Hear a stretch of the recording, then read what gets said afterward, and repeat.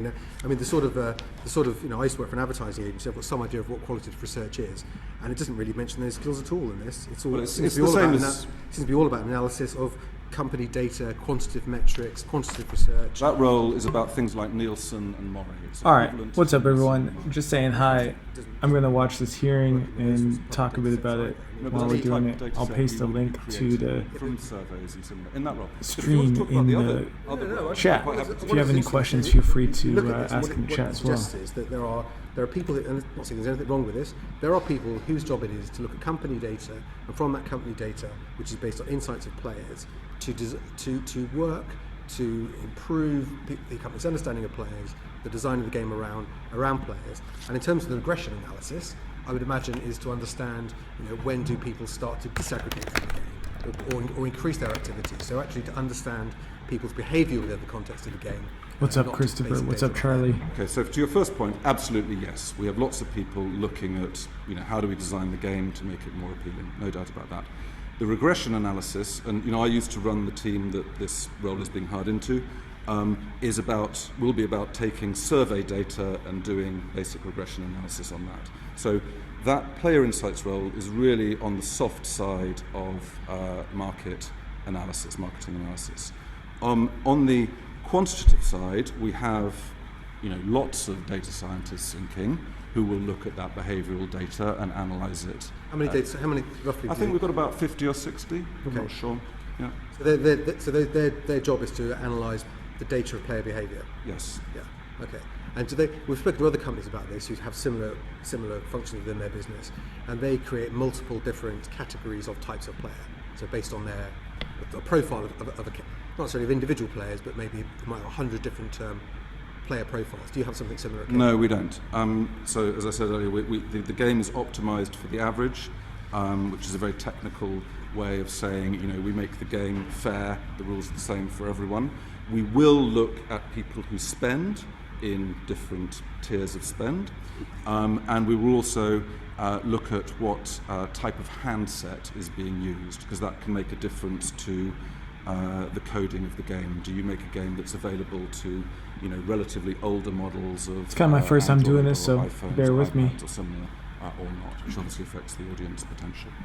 So from what you said so far, so you're categorising people by spend levels, and you obviously can identify people that play for longer periods and shorter periods from the data that you've given us. So given we discussed this last week with EA and Epic at some length, what responsibilities do you have, or indeed monitoring do you have in place to identify people that may be playing for excessive periods of time or spending excessive amounts of money in a short period of time? Okay, so I'll answer each of those in turn. The excessive time one, that, I think, given the story I read about the hospital experience, it's very difficult to know what excessive is in that context. If we had a block per day of X hours, that would have cut off that patient from her ability to enjoy the game. And as I mentioned, we have a fair number of people in their 60s, 70s and 80s playing Candy Crush. The statistics I gave you, 3.4% play for 3 hours a day, and that's daily users. It doesn't mean they do that every day. It means that in any one day, 3.4% will be playing for more than 3 hours, 0.16% for more than 6 hours, or at least they'll have the app open for more than 6 hours. But there are press reports of people that have played for 18 hours straight, people that believe they have serious addiction and play for excessive periods of time. There will be people who are spending excessive amounts of money, and your systems can spot this. Do you think you have any obligation to intervene and say to players, or even to suspend the account of a player that may be behaving in an excessive way?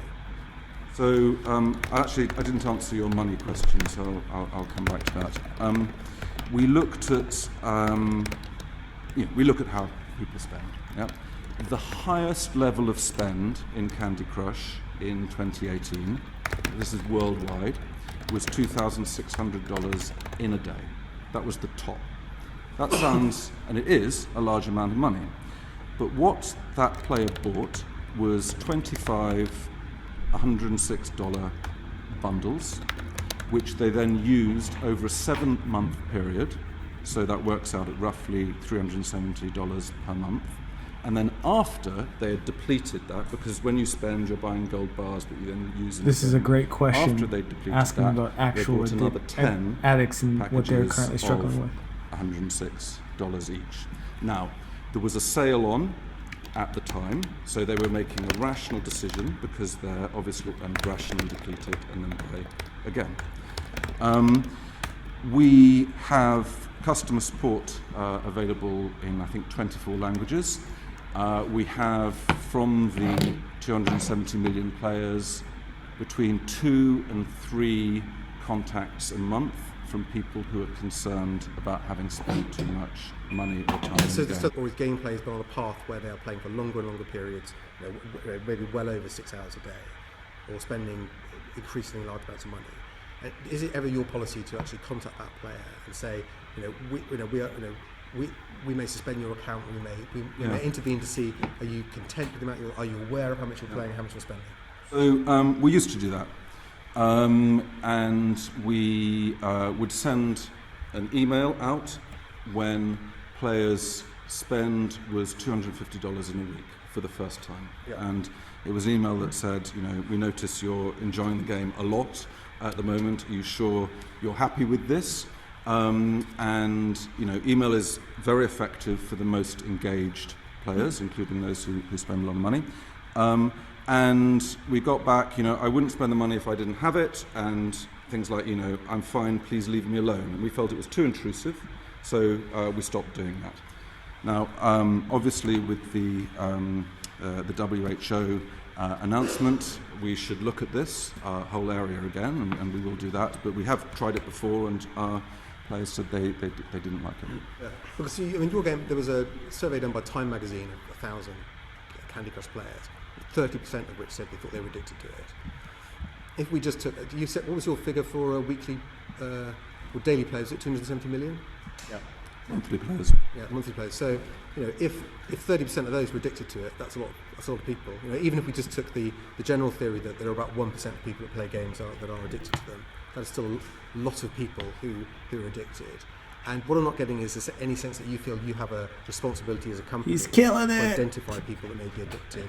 And either I'm so excited about this question. Time or potentially spending excessive amounts of money. You want to see this is a question to refer themselves to you. I asked Damien to ask today. You don't see you have a responsibility. He's holding them super accountable. It's great. Well, we also talk to players that are high spenders and spend a lot of time in the game. You've got 270 million people playing a day. Well, remember, it's a very, very small number who spend at high levels or play at high levels, 0.1% for 6 hours a day. When we speak to them, they are happy with what they're doing, and we have player meets where they might come into the studio and meet the people who make the game, and it's generally mums and sometimes their husbands come along, and they're happy with what they do. We also survey. We did a recent email survey of players who are in the high spend category. Majority believe that it's value for money. And is a great hobby. They like it. You still got. So by your figures, if even taking 0.1%, which I think is rounded down slightly from 0.16, but it's easier maths. There's still 270,000 people a day that are playing it for over 6 hours. Well, a lot of people use the word addicted in a colloquial fashion. I'm addicted to Game of Thrones. I'm addicted to EastEnders. Not the same, though, is it? No, of course it isn't. So we need to understand where the science is in this area. We absolutely acknowledge the seriousness of the WHO decision. We note that the American Psychiatric Association doesn't agree with the WHO. I think you had a Professor Shabilsky. So what does King think? Does King agree with the WHO? We're not psychiatrists. We are happy, however, subject to normal commercial confidentiality and data privacy. We're happy to work with experts in this area if they want to discuss it with us. So I assume your answer is no. You don't agree with the WHO, because if you did, I think you'd be behaving differently. I think the WHO classification is a relatively recent classification. The WHO themselves acknowledge that time spent on its own and money spent on its own Okay. doesn't Okay, necessarily mean addiction. We're working with our industry bodies, and we'll kind of. So no. So let's be clear. So you've got, So no. by your own numbers, you've got over 270,000 people that play the game for over 6 hours a day who could be considered to be addicted to it. You don't feel you've got any obligation to, even though you track gameplay in terms of money spent and time spent on the app, on the game, you don't necessarily think you've got responsibility to intervene if someone is showing the signs of being affected by a gaming disorder. Well, as I come back to my example, and the other players we've spoken to, if someone is watching telly for 6 hours a day and also have the Candy Crush app open at the same time, we shouldn't assume anything about their intention. It's perfectly possible that they're enjoying both. Yeah, but you can. Well, as I said earlier on, what you can do using the data you have on each player is you can monitor patterns of behaviour. Your system should be able to monitor someone who is suddenly massively increasing either their spend or their gameplay. Okay, but the point here drawing is on your point, we do look at how people are spending, as we've discussed earlier, and when we see someone move into a high level of spend, it isn't bang like that. It's measured over time, and then it decreases at a lower rate over time. It's very unpredictable as to when it will start, and there's lumps in it on the way, but it's not like suddenly, bang, we see a massive change in behaviour. I think from what we've discussed now, and the other members want to come in, is that you're a data-rich business. You gather data about each user. You use that data to enhance the game, which probably means people spending more time on it, or people playing it more frequently, and people spending more money on it. That's the nature of your business. What you don't do is use that business to intervene if you think people are spending too much time or money on it. But Simon. The question is, what is So too sorry, much? Simon Hart. It's a continuation on the same theme, and we've heard quite a lot from you about the sort of analytical element of what you do to understand your players more thoroughly. What seems to me, though, from the exchange you've just had, is there doesn't seem to be very much inclination or evidence that you, on a broad scale, explore what the potential consequences are arising out of addictions. You accept the or you do or you don't accept the World Health Organization. What work do you actually do to try and measure the full extent of online addiction within your own particular products? Well, I'll just refer to the earlier comment. This is a very new judgment, and we're happy to cooperate with independent academics to understand it more. We're not psychiatrists. To be honest, that's not.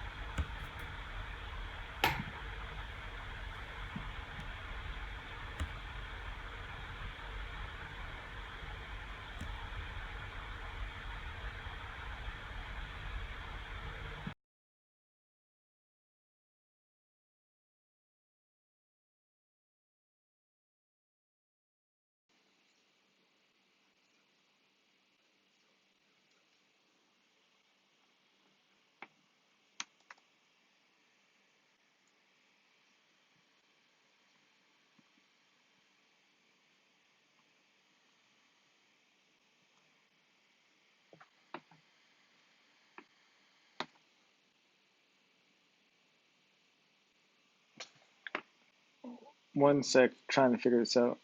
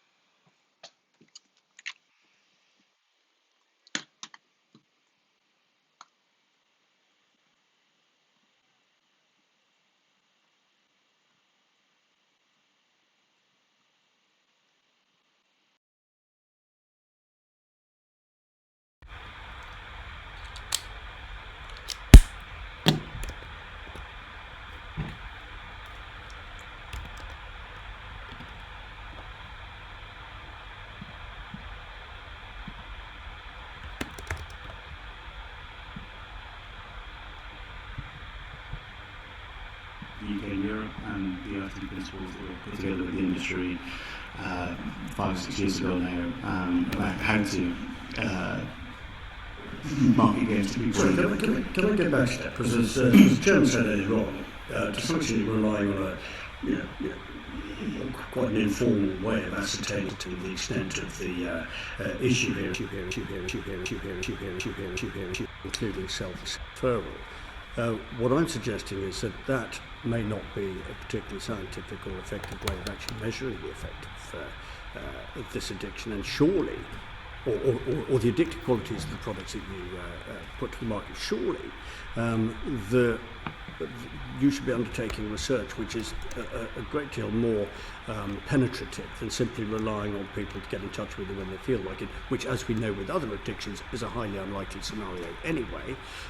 Surely you should be undertaking the qualitative and quantitative research to such an extent that you can absolutely satisfy not only us, but anybody who's coming into contact with him, that there is absolutely no issue in terms of the addictive qualities of your product, and that if there are means of dealing with them. And yet that's not what you're saying you do.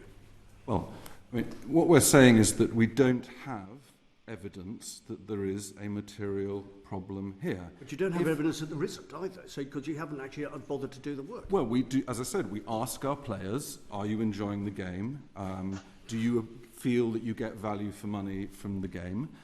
We have 2 or 3 contacts a month saying, I think I'm doing this too much, at which point we offer to block their account. But we know with every other addiction that all of us have to contend with from time to time, that is a very unreliable means of measuring the extent of the problem. Well, I'm not sure it's fair to say all other addictions. I mean, the WHO, absolutely we should take it seriously, and we're reviewing our policies, particularly around proactive contact, which was the one we dropped a number of years ago, and we're absolutely prepared to work with researchers on this topic. But expert opinion is divided, and I'm not sure we can say that if Grandma X is playing for 6 hours, or 10 hours, or 12 hours, if she has the app open for that length, that means she's addicted. We addicted. We can't see that. This is great. I'm really happy just to see them actually holding them accountable. Yeah, go on. I was just going to say again that the WHO classification of gaming disorder is a relatively recent development, and they themselves acknowledge that time spent on its own and money spent on its own doesn't equal addiction, and we don't have data about our players beyond that, right? So it's hard for us to extrapolate from our data to where there is or isn't gaming disorder. It's a relatively recent classification. We're absolutely, as Alex said, prepared to work with our industry bodies and experts to understand what can be done in this area more proactively. I think the frustration to some extent is that when we've had similar discussions with other witnesses, as soon as we get onto this area of line of inquiry, which actually is quite an innocent one from the committee's point of view, it is actually trying to better inform the debate. It is actually about us trying to understand. It's not about us trying to close down the gaming industry. It's not about us trying to embarrass you or Epic Games or anybody else. It's actually trying to acquire information which we can use usefully, and which, when it comes to legislating in this area, we can apply evidence and principle fairly. And yet when we get onto that, there always appears to be a sort of defensive mode that you guys sort of no. I mean, honestly, if that's your analysis. So how about Candy Crush opens up their data sets to be researched? Rather than rely on any individual this is the perfect time for the committee to say this. Of course, you'd need to use their data to do that, but you're going to get different answers depending on which games and services you look at. So pulling back, looking at the I hope the industry gets hit right here. Is I think, the right approach. You would cooperate with research investigation that yeah, subject to normal commercial protections. Yeah, absolutely. And data protection, obviously. Well, clearly, and data protection, and make a financial contribution to that research. I would have thought so. I mean, let's find out how much it is first. I'm not in a position to make a commitment like that, but within the bounds of normal market research, yes, I'd have thought so. Yeah. And that's a preferable option to you actually undertaking. We must be wary of false positives here. I mean, presumably you'd be looking to have a set of rules that works across all games companies or all service companies rather than just the match puzzle category. And in order to do that, it necessarily needs to be industry-level research, yes. Presumably you would regard... My slight concern is that when you strip out the commercially sensitive data and information and data that you might otherwise say is covered under GDPR, there wouldn't be a lot left for academics to analyse. Not necessarily. I mean, we've done research with academics before around what makes a good game level, so a good level in Candy Crush. We're not sharing personal information because it's about devices and how they play a particular level. But this research is still useful. Ian Lucas. Mr. Dale, you've been very helpful in providing a lot of figures and information, and what we are concerned about here is unintended consequences. And we're not. Well, I am not suggesting for a moment that you are trying to in any way ensnare people or create addiction or anything of that nature. And I've been impressed with much of the evidence that you've given. But our concern is that in other areas in which we've made investigations, we found that we're closing the stable door after the horse is bolted. Now, you've got 270 million users. Do you employ any psychologists in the business at all? Here we go. No. Don't you think that, bearing in mind the success of your business, that it is incumbent upon you to at least consider that there may be adverse consequences to excessive use of the game, and to take advice internally on that by, for example, employing people to look into it? Well, I mean, that would be marking our own homework. And I think this area is a very important area, and the right way of dealing with it is at an industry level, and we'd be happy to cooperate. Well, no, I don't think it would be marking your own homework. I think it would be taking your responsibilities as a very successful business seriously, because the scale on which you operate is huge, and you've been very successful, and that's a good thing.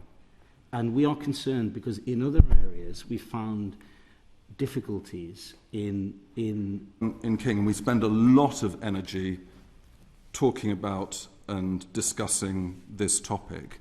Is, we're a business, but we're also a game. What does being a game imply? It implies that there are rules that are the same for everyone, and that there's genuine player agency involved in what we're doing. And there's lots and lots of debate about what we should or should not do in the game. And the simple test we have, we call it the TV test. Are you happy going on to national TV in your country? And we're talking about Sweden, Spain, UK, Germany here. And explaining, I've designed this level or designed this mechanic or designed this product, and I am proud to say I've done that. This is a great product, a great level, a great design, and it is fun, and it's part of what normally would be considered a game, i.e. it's fair and there's genuine player agency involved. That's what we spend our time talking about.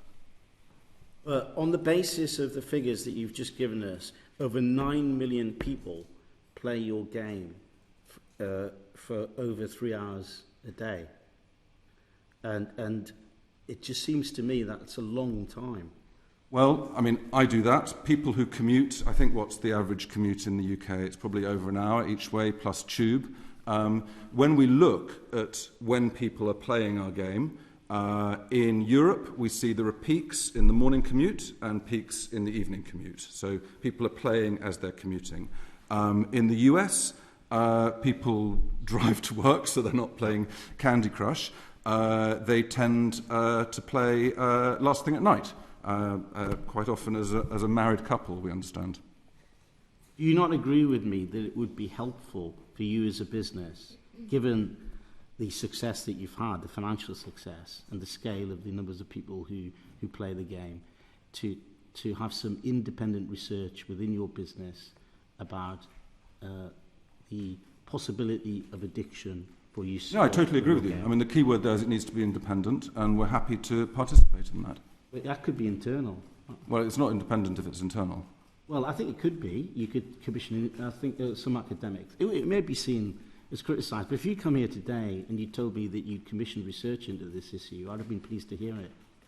I'm disappointed that you haven't. Okay, I'm saying very openly and publicly we're happy to do this. Thank you. Clive Efford. Thank you, Chair. So, can I ask how it is that you determine the market value of your games and how it might differ from how value is determined for a game that is paid for up front? Okay, so, I mean, essentially, each player will be deciding for themselves whether they wish to pay to progress faster or not. The minimum spend at the moment is $1.99 for 10 gold bars. Those 10 gold bars are used at the player's discretion. They can then decide to spend more to get more gold bars, to buy additional lives or boosters or whatever in the game, or they decide that it's not value for money and they spend their money somewhere else. So it's very much player-driven, the level of spend they want to make in the game. But when making that choice as to make it a game that people pay a single fee for up front, or a game that people buy extra lives for, how do you assess that value?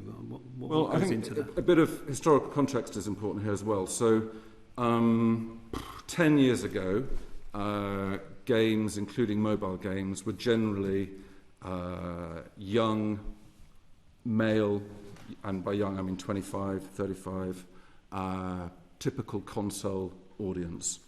Then we had the growth in casual games, particularly on smartphones, and that coincided with, or necessitated really, an ability to play in bite-sized chunks, i.e. you could play for 3 or 4 minutes at a time, rather than need to learn, complicated moves on a console and, train in order to be able to play the game, which would, mean you needed a lot of spare time. And that is what led to the growth of the mobile casual games audience, and it also led to the emergence, essentially, of female gamers in the mainstream, and that's really the market we've been going for. Part of that growth was free-to-play as opposed to premium.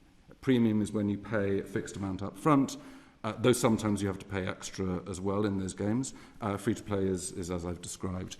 And our philosophy has always been make sure the game is truly free to play. And that design principle is very, very important. The vast majority of people at the end of Candy Crush, so this is level, I think it's 4,990 something now, have never paid. Yep. We were accused early on, when we were growing, of fixing the levels to try and convert people into becoming spenders. Absolutely not true. The levels are the same for everyone. So people who are paying, they're paying because they want to progress faster through the game, and that's their choice. So how do you make the choice yourselves between a game that is a premium up front, to pay one fee and then you have access This guy's to the been game, pretty good compared to EA and Fortnite, who were just a mess. He's been pretty good and a game where people sharp, have free access, sharing and then good information. You try to he's still full of crap, their but engagement in at the least game. he's speaking confidently. So how do you assess how people make that choice, and whether that's that's value for money for you to do that to organise your game in that way? Sure. I mean, we do not offer premium games. We only do free to play. And historically, what you saw around 2012, 2013, 2014 is, as free to play became the normal way of playing, the number of companies offering premium games and the number of games offered in that way went down and down and down. So players preferred free to play because you could try the game without any upfront payment. It's obviously appealing. Is there anything about players that you look for that makes them more likely to be someone to spend money with your games?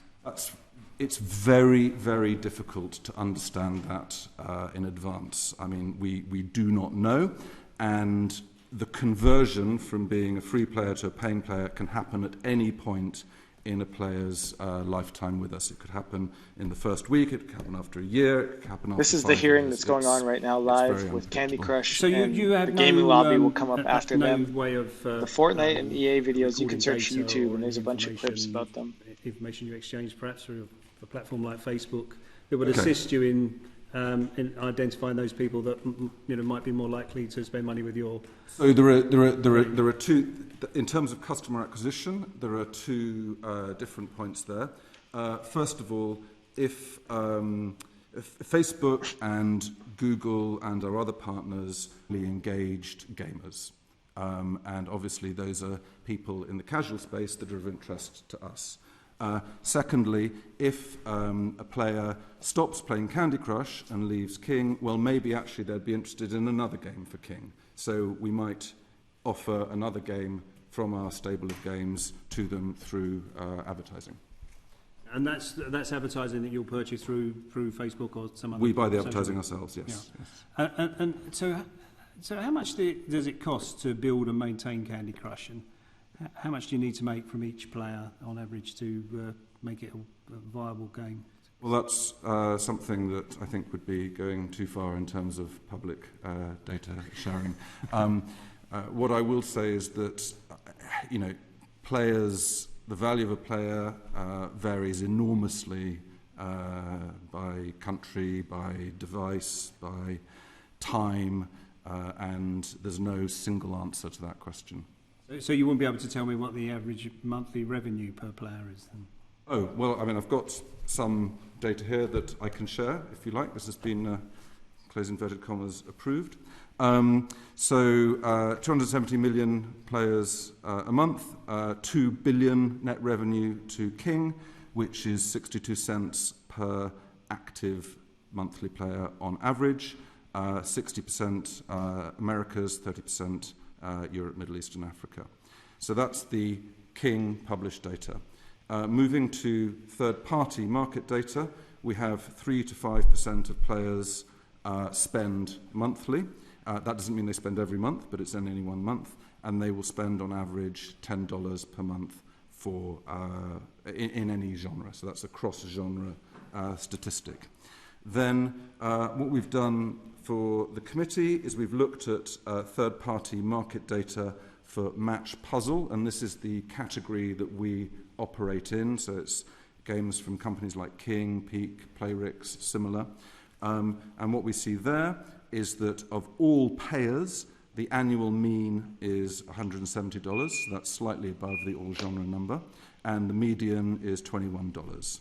The top 8% of payers, so that's 8% of 3 to 5% of 270 million, represent 2/3 of the match puzzle spend in any one month. So that's the core of the market for us. And these are players who are spending $30 a week. Now, that doesn't mean they're spending $30 every week, but at any point in time, that's the core segment of value to us. Just going back a bit, do you use Google advertising? Yes. And do Google provide you with any information for regarding players who are likely to play and spend money?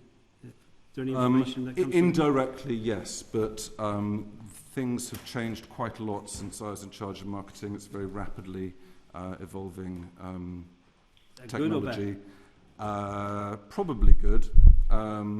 Anyway, my successor's doing a fine job.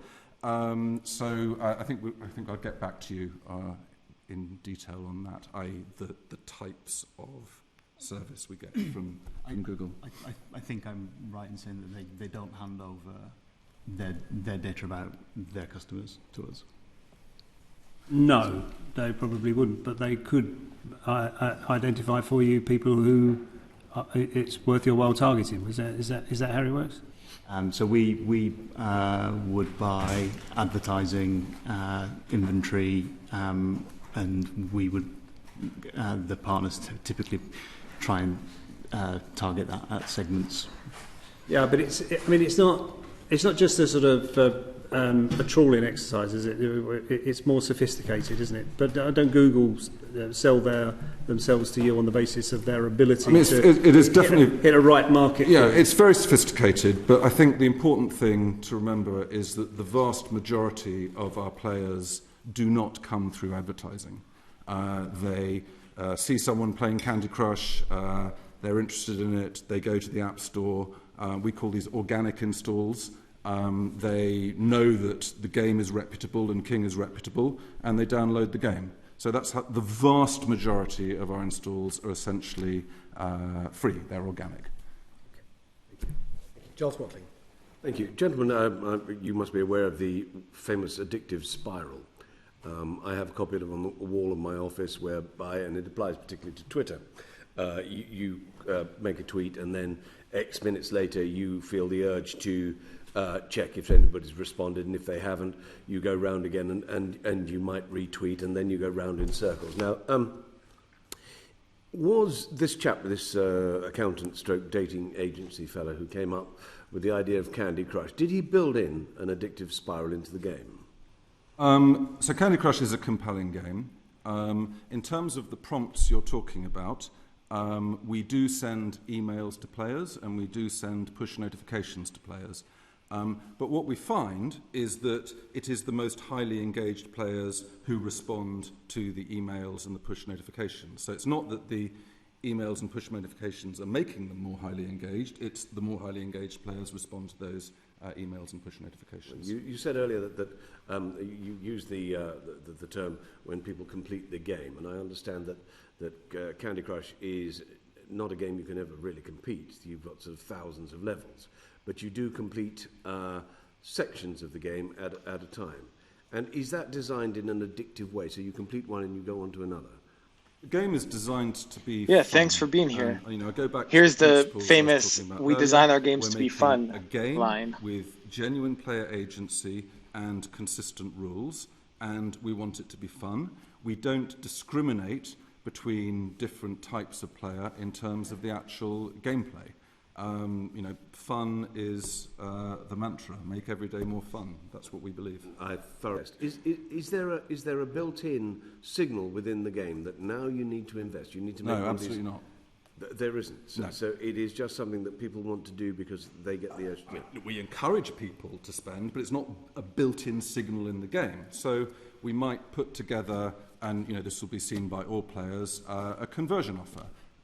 So it's a bundle of lives and boosters that we'd like you to take. It might be $1.99 or something like that. And yeah, we're a business, so we need to do that. But you are not proactive, you are reactive on that. It's the player's desire. Well, it's someone who has not spent before might receive that. The rule is that simple. Right, as simple as that. Can I ask you about these gold bars? I understand the Candy Crush store requires people to buy these gold bars. So you're turning real-world currency into gold bars. Is that an attempt to disguise what people are spending? So that Yes. they are now removed from real-world currency. Of course. So that they don't realise what they're spending on the game. Is that the idea? No, I mean, it's very common. Yeah, Why do you do it then? Well, because we want people to Not get think they're good spending value real for money. the game. So we put together this, and I'm now talking about our core payer base. We'll put together offers for them, and they will get some boosters and they'll get some gold bars. If it was just cash, that would not be possible, and that's good value for the payer. We've had evidence before us there was one particular young man who managed to spend 32 hours. Shout out to James. Good. Clearly, that is You're famous, not buddy. an ideal situation. Is there a way that you would limit play at all? So in terms of, I'll just go back to my earlier comment. I mean, we have a lot of people who are retired. We have the story of the person in convalescence, the person in hospital. Whether they should be playing only 2 hours a day or 6 hours a day, really that's for them to decide. We haven't heard of people playing Candy Crush for the sort of... I hope they ask about adults playing. And the other limit, of course, is would you consider building in a cash limit that people can spend on the game over a period of time? For instance, you mentioned, I think, the figure of, I forget, was it $2,600 in one day somebody spent. I mean, that is obviously a serious amount of money. And I do quite understand that it was a sale and that they were buying for the future and all of that. But do you think there might be some sort of advantage for you, as you said, as an honest broker in the games world, to have a limit so that people can't get carried away as they can with other forms of gambling? Well, I mean, again, I'll just give some quotes from players. This is these are from the meetings we have with our high spenders and highly engaged players.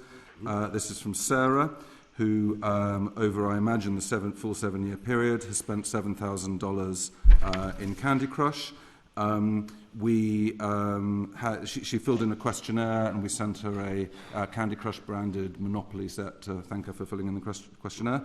And she says, "My husband and I play all 3 Candy Crush versions every day, and we are very excited to be rewarded for our loyalty. We both spend a fair amount of money on boosters, and we're thrilled to have something fun we could physically play at home and share as a group. Thank you, King. Fabulous idea." Another one would be Lauren, a US event we held earlier this year. Lifetime spend of $3,500. She was a management consultant, an MBA graduate at an Ivy League university. She had an accident in 2013 with a traumatic brain injury and several neurological conditions. She couldn't work, she couldn't follow a conversation, she couldn't watch TV. In 2016, a friend encouraged her to start playing Candy Crush, and she noticed over time that she was better able to concentrate, speech improving, the doctors noticed improvements, and I quote, "I am absolutely convinced that playing Candy Crush helped me repair my brain injury and greatly improve my neurological conditions. My changes in functioning began shortly after I started playing Candy Crush, and there really is no other explanation for why those improvements happened." So, both of those players spent a lot of money. It is incredibly rare that people will spend that level of money. I mean, it's a tiny fraction of a fraction of a fraction of our players. But I don't think, anyone would deny that actually they've found great value and pleasure in that. Which is great news, and those glowing endorsements, I think, are splendid. But do you... This is too much, and we will help them turn off their account if that's what they want to do. And picking up on an earlier point made, if you are getting 2 or 3 people a month like that, do you not think you need some sort of psychiatric care for these people built in within the company to guide them out of whatever problems they seem to be entering? Well, customer care is very easy to find. It's a click on the screen. I can show you after the meeting if you like. Click on the home screen. And when we look at the volume of contacts, when we look at the surveys and the meetings we have with our highly engaged players, we don't see this as an issue. Now, that said, as I talked about earlier, we're happy to participate in industry research on this topic here. I think of the 2 to 3 contacts that we have a month worldwide. When we get back in touch, we respond to the contact that we have, and we give them the range of, we can block your account, or you explain to them how to limit purchases on their device. The operating systems on mobile devices have the ability to turn off in-app purchases and things like that. I think it's 1 player in the last 18 months. UK. Maybe many more out there. It's not just self-referred, it's also... Is there any reaching out you feel you should be doing to your players? So it's not just self-referred, it's also the meetings we have with the players and the surveys we do. And then, as I mentioned earlier, we used to send out a proactive email, and essentially we were told, please don't do this, I'm fine, it's intrusive. Now, given what the WHO have said, we will look at that again. And, absolutely, we need to take this issue seriously, and we want to be a good company. Okay, thank you. Giving them the opportunity to be redirected, though, is important. Just to send them the opportunity to look for resources. There's 3 parts to this one line. I think we covered 2 of it. But not You're very interested in this job. Well, no, I'm not. What I'm interested in is, given that you and your colleagues have been slightly more open with us today than some of your competitors, well, not competitors, other games companies have been, but actually this does give some insight into the way data is gathered and analysed within a company, and that's what interests me. I read this line earlier on, where one of the roles within the job was to incorporate behavioural data and research, leveraging our internal understanding of players and their gaming habits. Now, incorporating behavioural data and research, I think you referred to that could be external commercial data, the Nielsen data, or other data sets that could be... and the quantitative data, both. So, understanding their gaming habits. I think you said that obviously the company gathers data about levels of spend and so on. The one thing I didn't think we quite covered was our internal understanding of players, because it says in our internal understanding of players and their gaming habits. So I'm just interested in what the internal understanding of players is based on. Okay, so that would be things like you've got this core audience of 35 plus female players. What are they like? Create a mental image of, and you'll be familiar with this from your advertising experience, create a mental image of who this person is, what sort of supermarket might they go to, where might they eat, do they have pets, children, etc. I think that's what that refers to. Well, what's it says our internal understanding of, and you can get that demographic data about people of that demographic commercially or in all sorts of places, but our internal understanding. So what's that internal understanding? This is when we are asking questions like that of our players. So it's not bought in from Mori or whatever. We've brought the players in, or we've done a phone survey or an email survey, and we're building a mental picture of who they are. What sort of questions do you ask them? Gosh, I mean, a range of things. I mean, we're interested in what sort of games they play. What sort of games besides King games do they play? So, for example, we learnt that people play other puzzle games, word games, that sort of thing, from asking our players what they like to do. We're interested in helping our game designers have a kind of mental picture of who they are. So, have a good day, Taylor. One of these questionnaires, do you know roughly how many questions people get asked as part of the questionnaire? No, I need to get back to you on that. Like a dozen, 20, 30, that sort of thing? We try to make them short and sweet. Okay. Could be any one of those numbers in that point of view. Well, no, it wouldn't. 30 is a lot. 20? More like 20? I'd just. I mean, someone did an omnibus. When you do this marketing, someone does an omnibus survey. They could answer. Yeah, 30, I mean, questions. I can send you a copy of the last survey we did. Could you? I'd be really interested in that if you could. Yeah. And so presumably those answers are then linked back to individual players. So you can match, you can link. You've got a piece of research which says, okay, here are someone's gaming habits, and here's some insights about them as a person.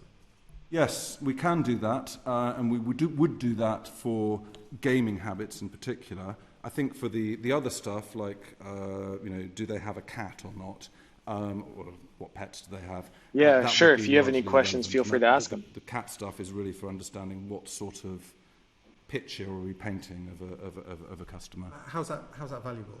Well, it's to help the designers imagine who they're building a game for. It's interesting because you said you don't employ psychologists, but this to me sounds like psychology, which is understanding not just designing a game around gaming habits, but designing a game around what makes someone tick. It's common marketing. You want to know your customer, and we do that. Yeah, but I think there's a kind of, if you like, behavioural science behind this as well as just understanding gameplay. This is about trying to get a deeper understanding of a type of player, which you can analyse against some of their. I imagine you must analyse it against their gameplay, otherwise it would be largely pointless. So we want to understand and game design. We are game designers. Obviously, not all of us. A relatively small number of people in King are game designers, and that is the art, or one of the arts, in what we do. And we want to provide, as much colour and insight into our audience as is reasonable for a game designer. But a game designer won't be saying, I'm 31, female 35 plus, therefore I must do Ivan, A, if B, you and want to C. stop gaming, that's why you should stop. Using that it's the only thing that makes you happy, probably because it's the only thing that you're doing. Their game design. Seeing an opportunity to quit as just an opportunity to learn more about yourself. If you can say, we understand this is our core demographic in terms of who plays the game. Well, what sort of people are they, and what are they interested in? You might have growth sectors. You say, well, we'd like to understand more about why, let's say, 25 to 30-year-old men don't play the game more. I don't know what your growth sectors would be. But presumably this data is only really valuable if you can link these insights you're gaining through surveys, the kind of psychological insights, into people's gameplay as well. So you can say, here's a typical person and this is what their world is like, this is what they're like, and this is how they play the game. If you mean doing that on an individualised basis, I don't think we do that. I'm pretty sure we haven't done that.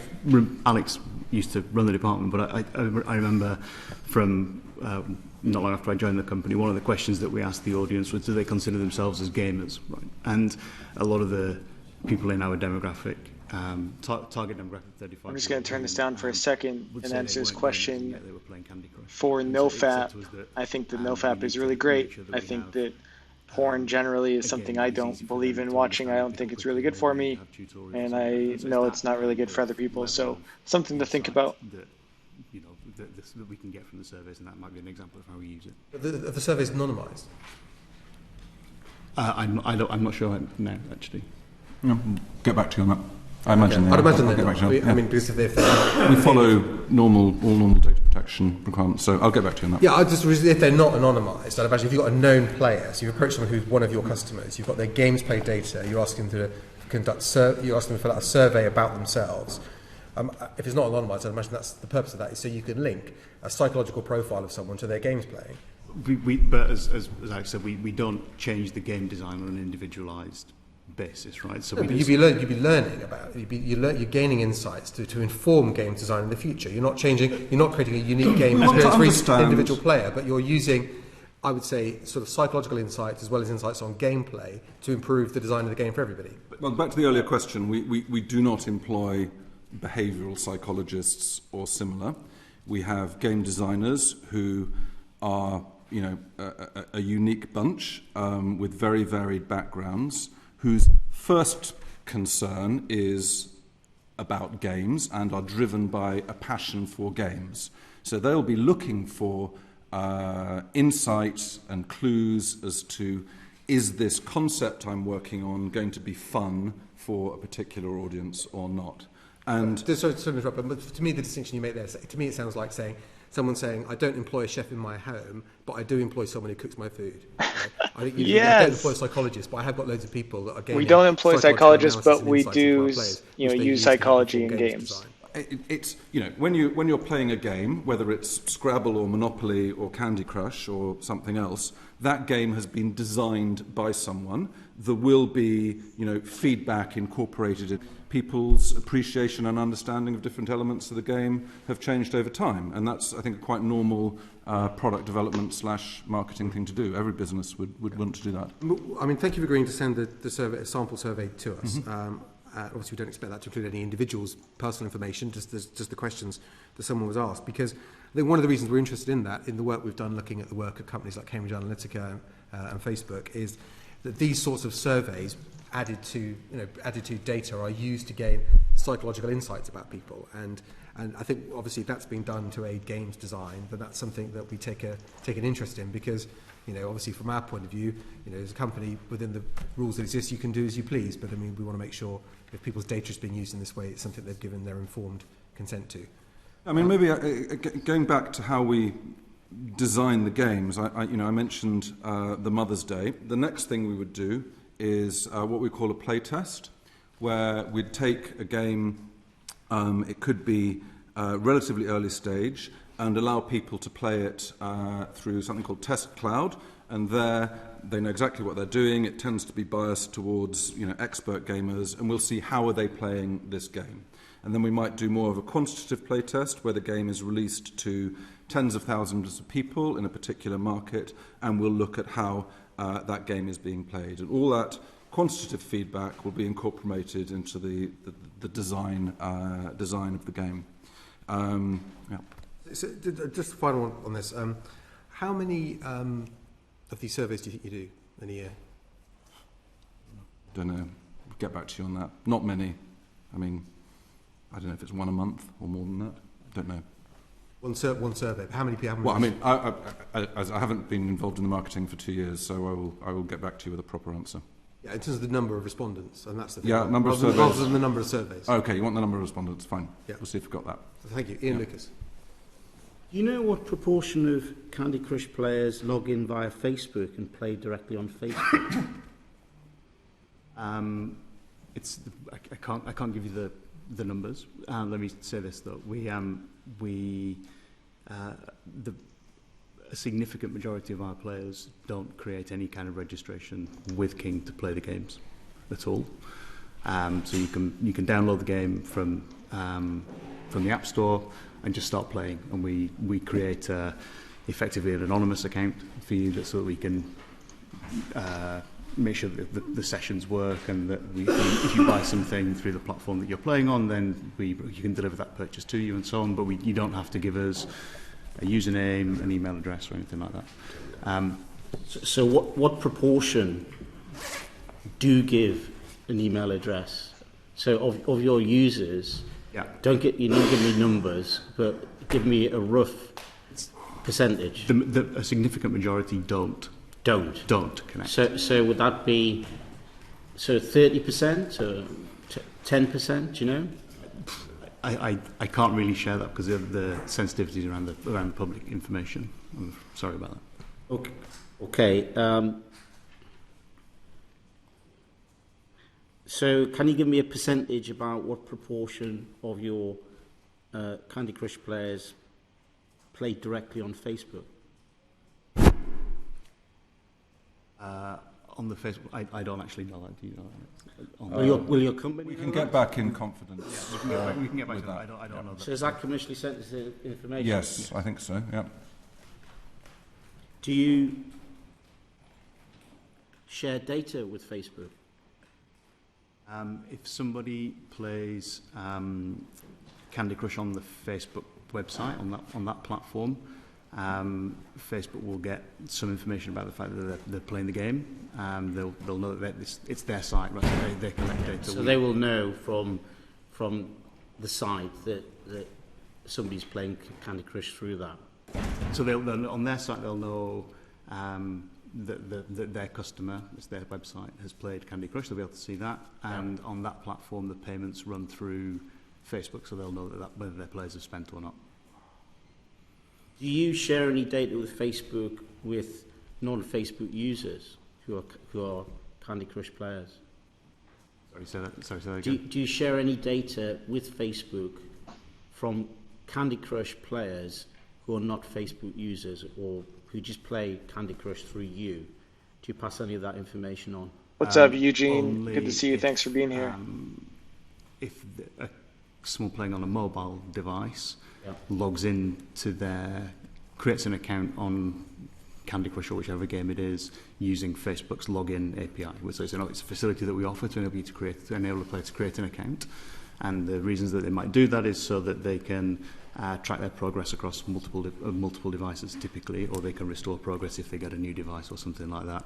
Some players do it also so that they can see their other friends who are also Facebook connected and also playing Candy Crush. They can see them on the saga map in the game, so they can see each other's relative progress in that sense. And in that scenario, Facebook would get some information about who's logged in and when, but not much else.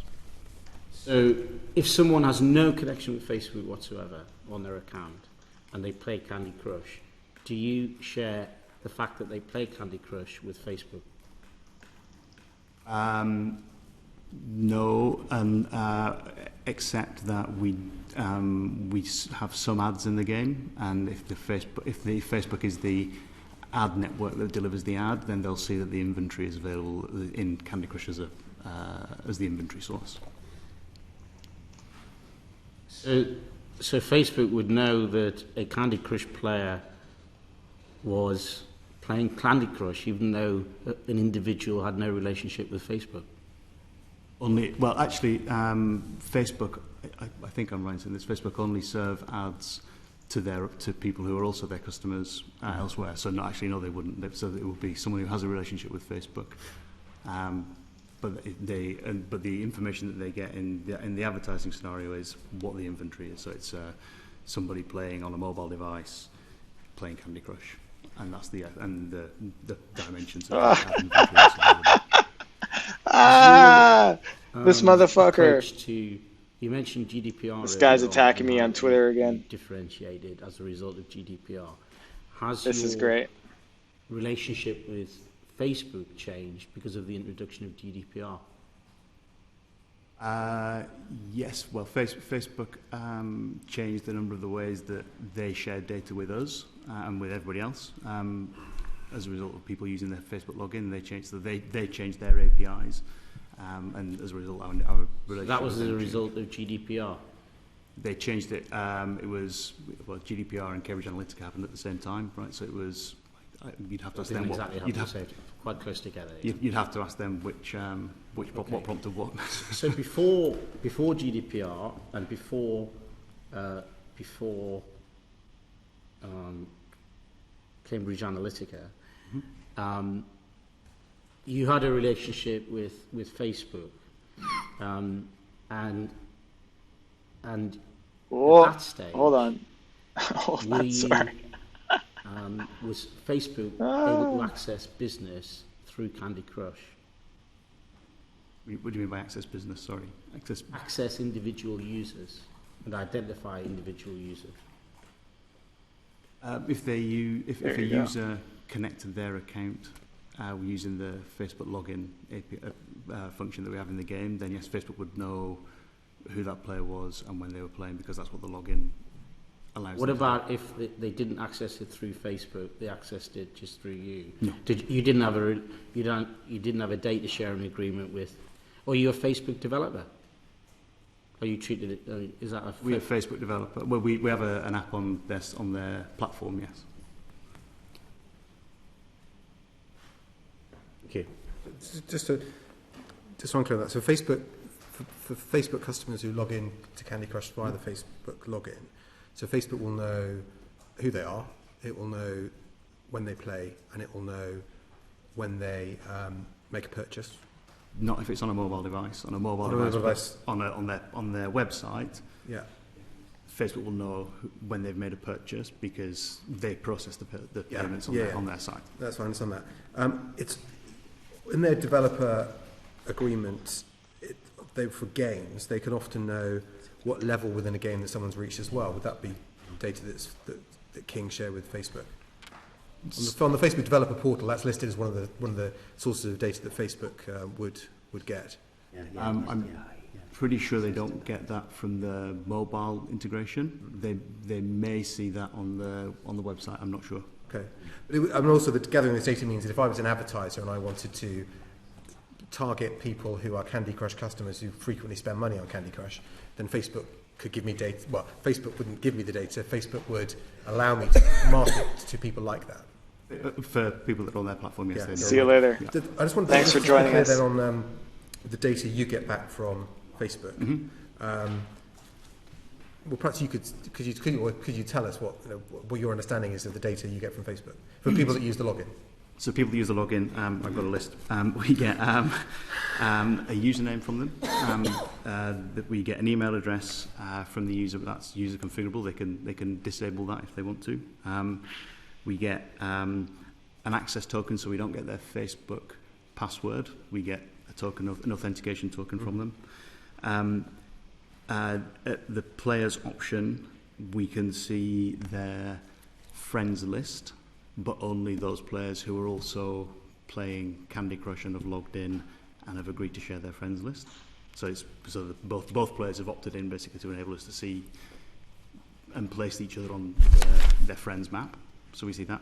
Okay, so if they're both Candy Crush customers, but they happen to be friends on Facebook, then they will see each other on Candy Crush. And they've both got to have agreed to share their friends list with us in their Facebook settings. Sure, yeah, okay. Yeah. We get the profile picture. We get country and language, so we know what language to serve them in. In some instances, we get gender, and we get some information on age range. Okay. Do you get information about pages they've liked on Facebook? We don't collect that, no. So that's according to the Facebook developer portal. That is data that is often given. We don't part collect of that. You don't collect that. No. Okay, you don't collect that. Do you collect any data about videos that they've posted or been tagged in? No. Okay. And what about places where they've been to? No. Okay. And their hometown where they live, the location data? We get country level information. I don't think we get hometown information. Okay, great, thank you. I think that concludes our questions. must admit there are some things we want to follow up on, but I think I must say on behalf of the committee, we appreciate you coming prepared to answer in the level of detail you have some of the questions we've put to you. So thank you. Thank you. Thank you. Thank you very much. All right, so I think they're going to bring in some other people to receive some questions, but while we have this break, I'll open Q&A. If you guys have any questions, feel free to ask away. And if for some reason the committee is not continuing, then we'll just kind of take it from here. But I'm pretty sure that the committee is going to be bringing some other people in. So if you have any questions, ask away, either on the hearing or something else.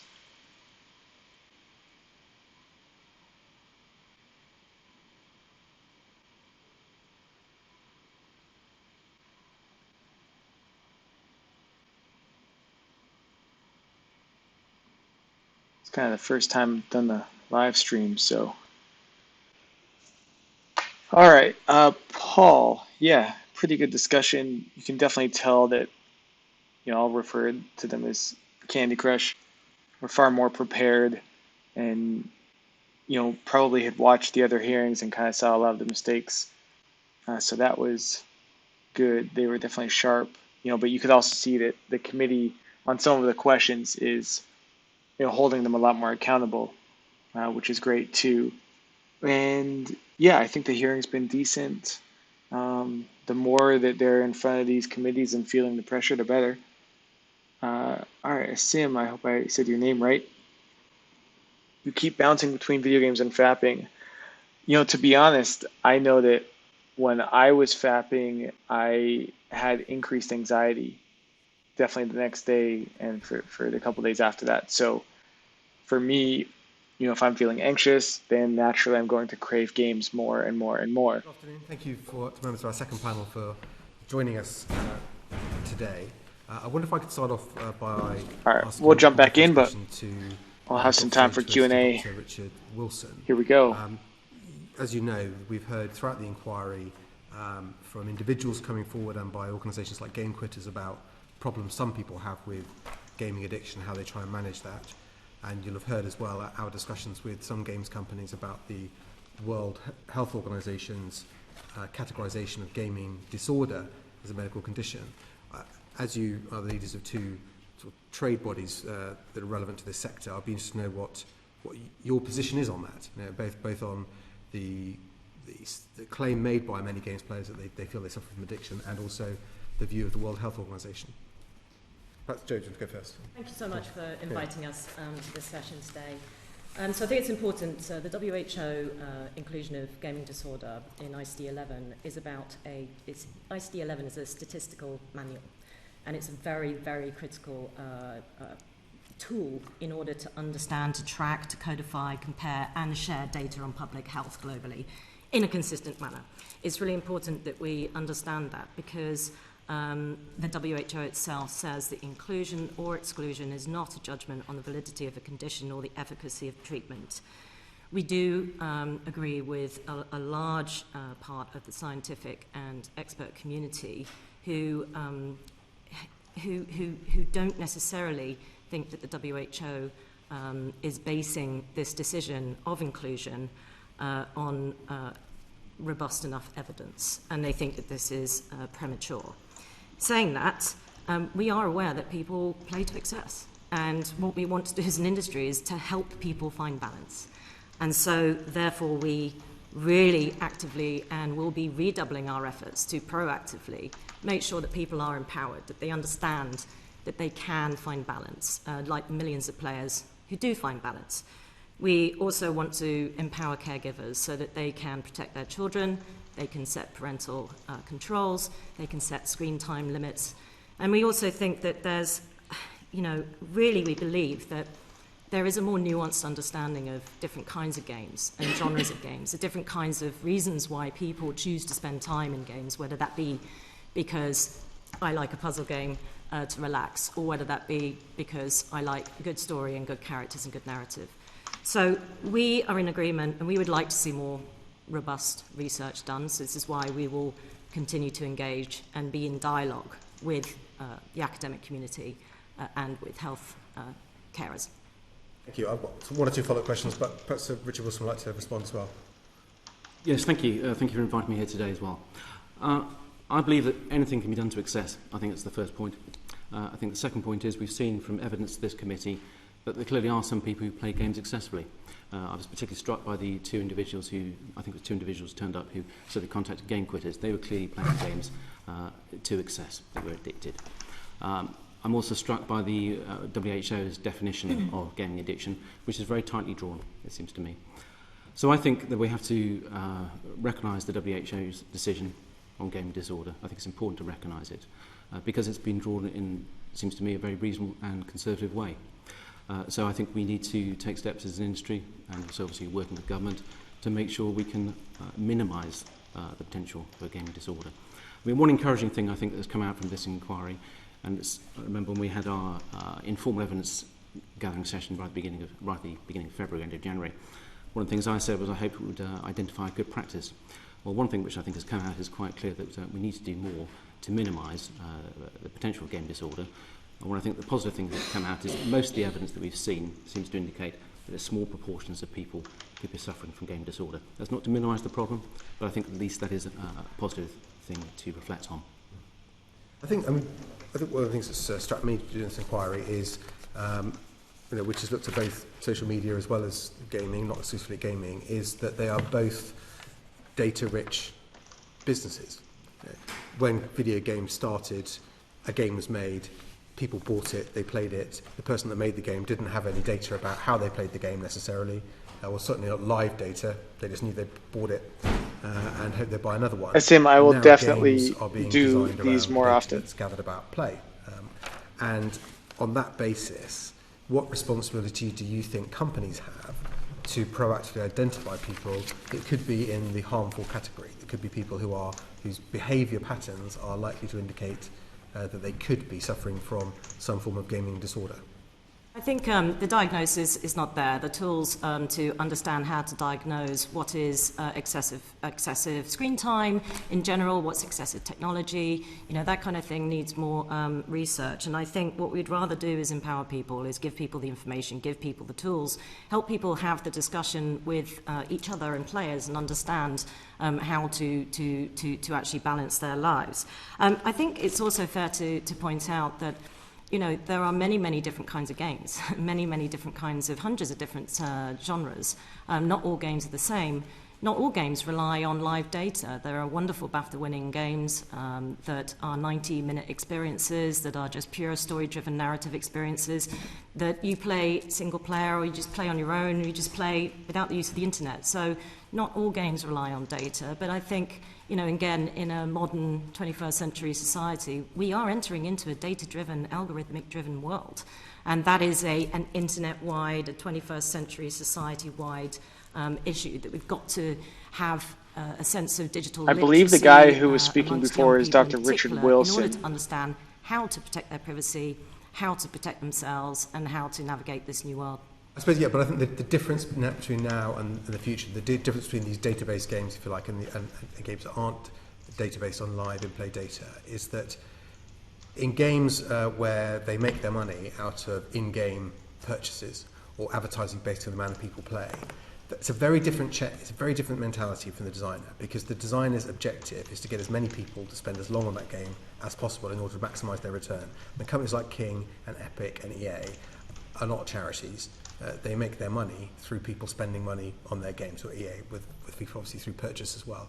So I think that's the difference. And I think one of the questions we have to consider is that change in business practice based on technology and the application of technology, which for many people will just deliver something to their lives which is pleasurable, but actually does create in some ways an incentive for people to spend as much of their time and money on the games as possible, and the games to be designed with that outcome in mind. And I think that is a big difference between the game industry now, probably the game industry 20 years ago. I mean, I think as a really important part of the creative economy, and as any kind of content business, which games are, you want to provide experiences, just like a film franchise or a soap wants people to stay loyal to that soap, or to come back and watch that Avengers, that new Marvel film. So I think, I think we need to just recognise that this is a challenge for companies. Not all companies have majority of the companies in the UK, there's over 2,000 games businesses up and down the country providing employment, but not a lot of them are big companies and well-resourced, and we think that this is really important to take into consideration as well. And that is also part of the decisions that they make around what kind of game and on what platform they want to make a game on, and who they want to make a game for. Can I just chip in there as well? At Tiger, we have slightly different figures compared to UK on the size of the UK games industry. But what I could echo is certainly that looking at some data we've examined over the last few months, actually looking at games that were released in 2018, which I think it was 150 games that were released by UK game developers in 2018. And we found that almost 2/3 of those were premium games. And obviously just a third were freemium, which is quite interesting. So obviously for those 2/3 of games, they're going to be typically adventures that have clear start points and end points. So they're not going to be designed for prolonged or extended use. I think that's worth pointing that out. Also to echo the point about the size of the industry, and I know we might come on to this later, on the structure of the industry, it's certainly worth pointing out that something like 66% of all the UK games businesses that we've analysed have 4 or fewer members of staff, so quite small businesses. In terms of the responsibility of games companies to address harms, I mean, clearly the government have issued an online harms white paper, and that will extend the duty of care to businesses. So I think this responsibility, this duty will be coming in any case. But we'll come on to the white paper in a moment. But in terms of this question about research and the lack of research, I mean, one of the problems with that is the data isn't available. I mean, we can't. This committee can't do a study based on one of the best things that we can do is continue to hit them on opening their data sets. This is great by Damien here. That top end, that top 0.1%, and how that journey occurs, how much money they spend. We can't look at that and take a view because that data is not available. It's not publicly available. And the same goes for the rest of these companies. So I think it's difficult for the industry to say there needs to be better research when the industry is not commissioning that research itself and it's not making that data available for others to do it. And I wonder, as sort of representatives of the industry, what your view is on that. I suppose it depends what we mean by research and what it is that we're trying to do. You brought the subject up, so perhaps you can tell us. I'm a reformed academic, so I love research. But we also know that some of the pushback from the academic and scientific community, for instance, on gaming disorder, has been because many of the cited research studies that the WHO has based this decision on relate to technology use in general, not to games. They don't have this robust kind of nuanced approach to these motivations. We also are, really open to having that discussion and that dialogue with academic researchers to understand where the problems do lie. We'd love to see far more evidence and robust evidence that we can actually call upon to talk about the positive aspects of games, particularly around mental health and how it supports people with social anxiety, how games can offer a real important social connection for people who are isolated. And I think that speaks generally to the 21st century problem of mental health and how we support that in society. So we are a big fan of research, and I guess some of that other kind of research that we're talking about, it's what data are we talking about that needs to be open or that needs to be shared. We often butt up against privacy and data protection, obviously. Games companies want to collect as little personal data as possible, which, again, we'll get into when we talk about the online harms paper. Richard, do you have a comment as well? I think in terms of the issue of research, I mean, we would obviously encourage games companies to cooperate with academics and share data. They probably want to share their data in a confidential or anonymised way, but I think they should share data to help address some of these issues.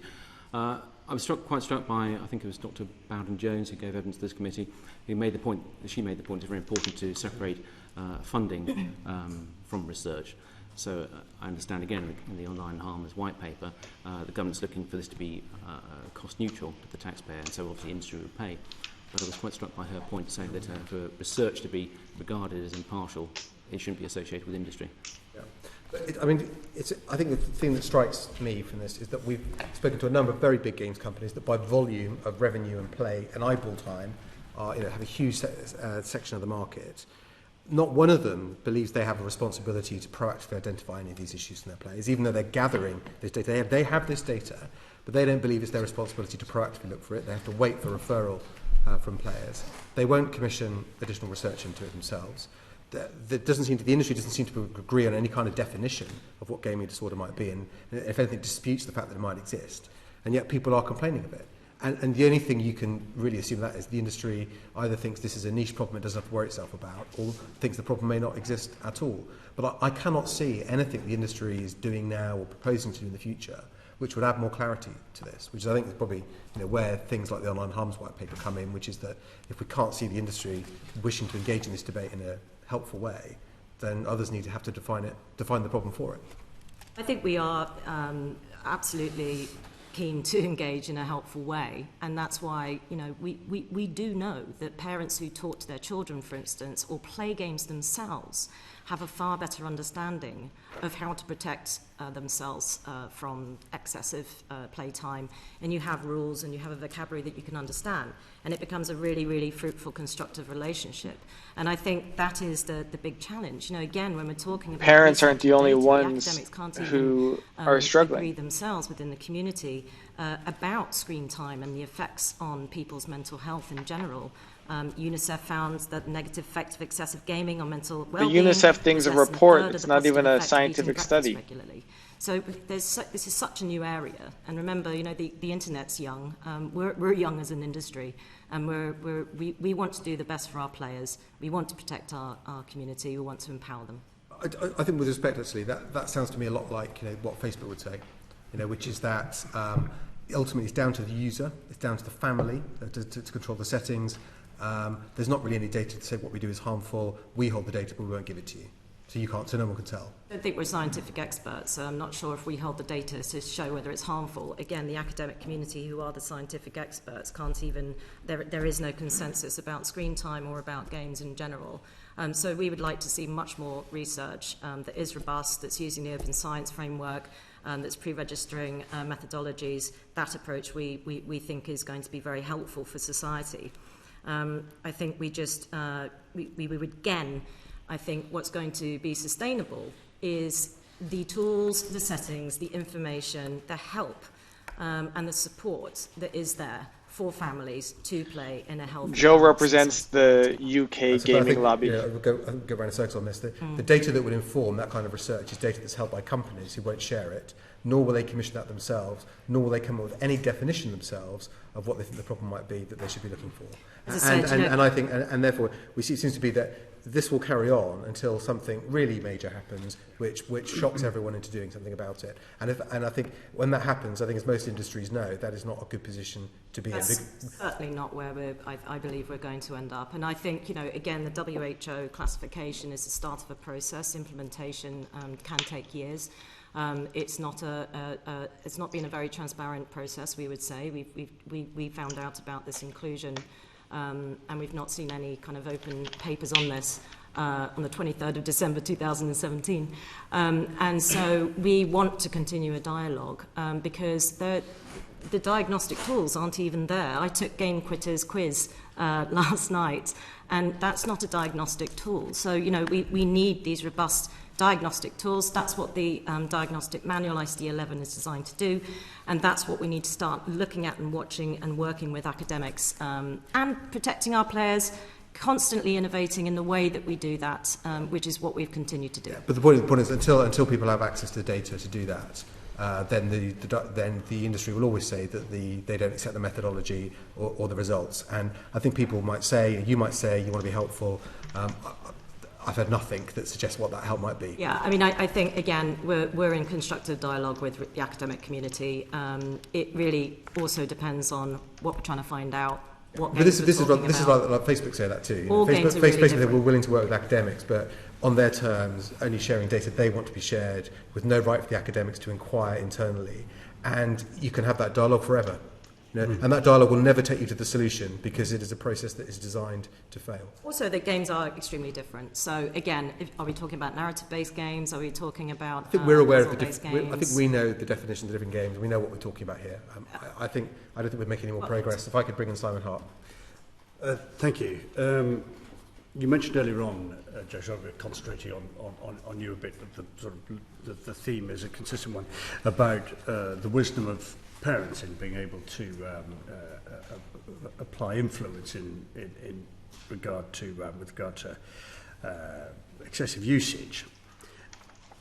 And yet it seems that the very same parents who you trust to make those judgments are the parents who are highlighting some of the really adverse effects of online addiction if you just make even a sort of cursory investigation into this particular subject. And whilst it is quite possible that academics do not agree, there are academics still disagreeing about the negative impacts of smoking. That is not an uncommon contrast to read. But parents are reporting across the globe significant, given that there is anecdotal evidence, huge quantity and across the globe. Surely the responsibility is to adopt a precautionary principle, rather than wait and say, well, we'll wait until the academics agree to a common position on data which we're not prepared to give them at some future stage. Surely there is a moral obligation to take the lead in this and to actually adopt a precautionary principle in the meantime. We adopt a proactive approach, so all the consoles and devices that you can play games on have parental settings. You can filter content. We have a robust global age rating systems in place. We have community management teams for those games that have that kind of support or are that kind of game. We have Ask About Games, which is funded by the industry. Sorry to interrupt, but it's not because I disagree with what you're saying, but I mean, when we tackled Epic about that in relation to Fortnite a week ago, and actually said, so, do you know how effective your parental controls are? Do you know how many people actually access them? Do you know what the impact is? They didn't know the answer to any of it. And didn't seem particularly bothered at the fact that they didn't know the answer to any of it. So they introduced these various procedures, I suspect to protect them rather than to protect their customers. And they couldn't answer a single question that we put to them about their effectiveness. We know that there is a high level of knowledge about age ratings, for instance, and perhaps Ian is better placed to answer those specific questions. But we do know that particularly parents who understand games, who play games themselves, because it is a grown-up medium, average age is 35, typical player is a 43-year-old woman in the UK, we do know that that kind of literacy about, it's much like crossing the road or driving a car. I can't drive a car. Failed 3 times.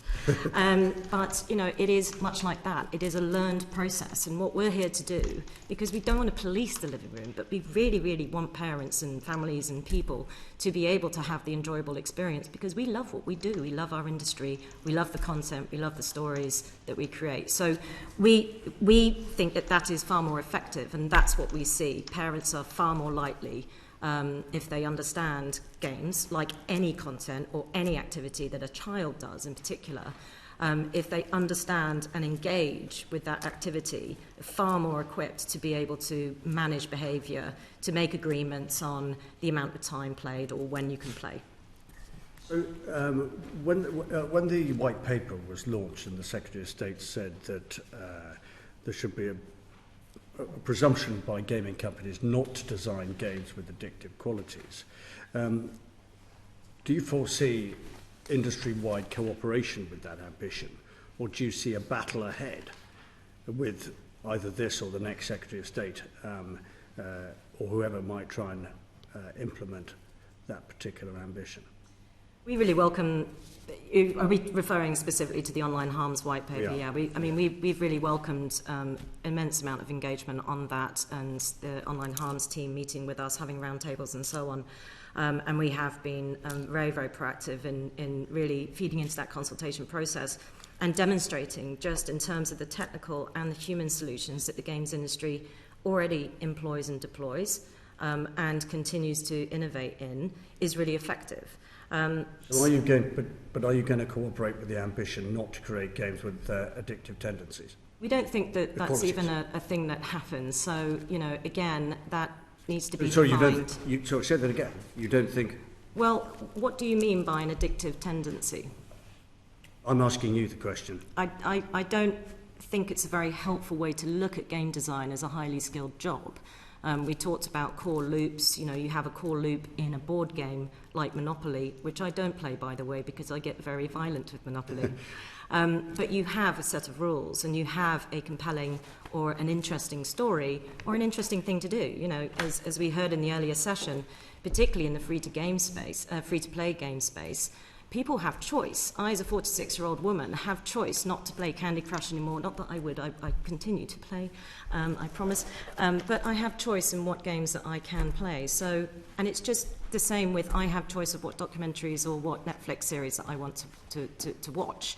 I want to do something that's enjoyable. As soon as it stops being, interesting, I'll go to something else.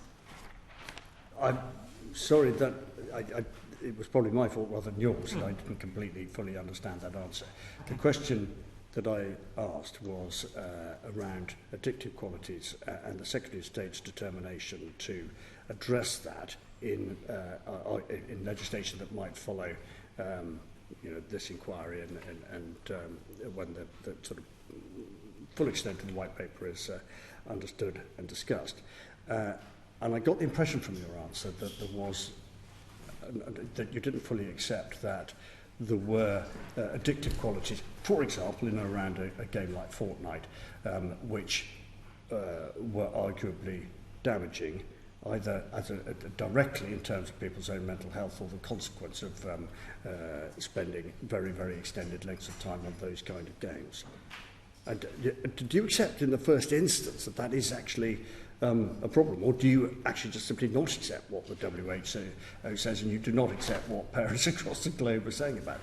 I think I'll go back to my previous answer on that, which is, even the scientific community does not, there is no consensus. No, there's never a consensus in the scientific community. It's like the legal community, they never agree on anything. We're talking about real examples of people that we've had in this. We're talking about real damage to real people, including people in my extended family who I witnessed having that. I don't need an academic to tell me in 5 years' time whether it's having an effect on people in my family. I can tell you that now. Okay. So we're talking about real problems now. And again, we want to equip families like yourself. We'd be happy to take you through the parental settings, happy to talk to you about how to have that conversation as a family. Sometimes, and this is the major concern of the WHO decision, is that sometimes there is underlying mental health issues going on in people's lives that may encourage people to seek solace or to seek an escape from. That's our responsibility as society to make sure that we're supporting people in their mental health.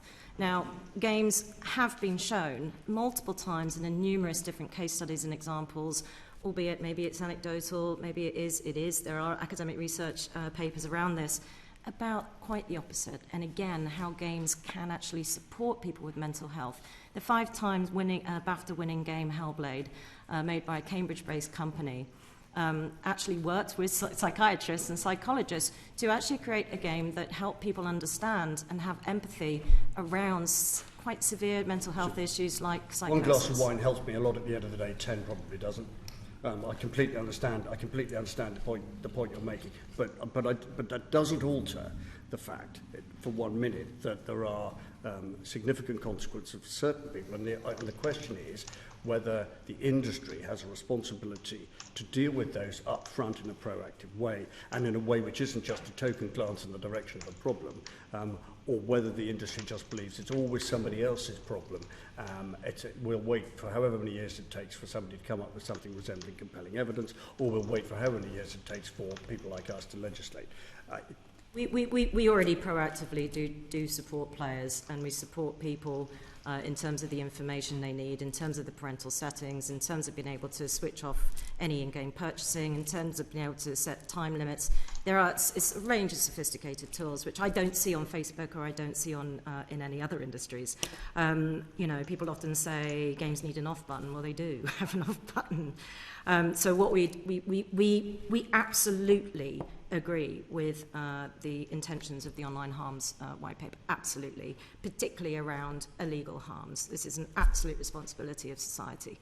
But what we would encourage is that the specific characteristics of different types of games and of different types of game mechanics and of different types of game play are really taken into consideration when considering online harms. And again, I am the subject of abuse online, through Twitter and not on Facebook because it's just my people who like cats that I'm friends with on Facebook. But within games, you know, I can choose what games I play. I can choose who to play with. I can choose to block people. I can choose to report. I can choose to get someone banned. You know, the number of different tools are available to me to protect my own experience and to protect my fun is huge. Thank you very much. Yeah. Can I just add to some of that? So I think games companies and the games industry shouldn't be doing anything that's tokenistic. So we should be doing what we can to address online harms. So I think in particular, you mentioned what is the games industry going to do with regards to the online harms white paper? How are we going to address gaming addiction? Well, you know, we should obviously come forward with proper solutions to that, proper solutions that improve what we already have. The time settings that Joe has already referred to are important. Spending limits are also important. So those are all quite sensible things that we are already doing. But there obviously is more that we can do. So, I mean, last year, and again, I think we mentioned this when we met earlier on this year, last year Tiger published a paper about safeguarding players, and we updated that in Q1 of this year.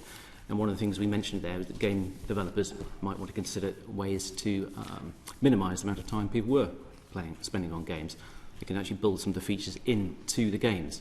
So you can have idle rest periods whereby, you know, a player would stop playing because his character carry on earning points, for example. So we think some of those design features should be considered in the future. The Information Commissioner's Office produced that age-appropriate design code of practice earlier on this year. That includes a number of ideas which would be very useful, I think, to address the issue of gaming disorder. For example, prompting players to take breaks, prompting opportunities for pause buttons, for example. So I think there are things that we can do to build on some of the controls you already have. But absolutely, we need to do more. Thank you. That's Thank you. Ian Lucas. Mr. Rice, you've been sitting there very quietly and expectantly, so I'm going to ask you a question.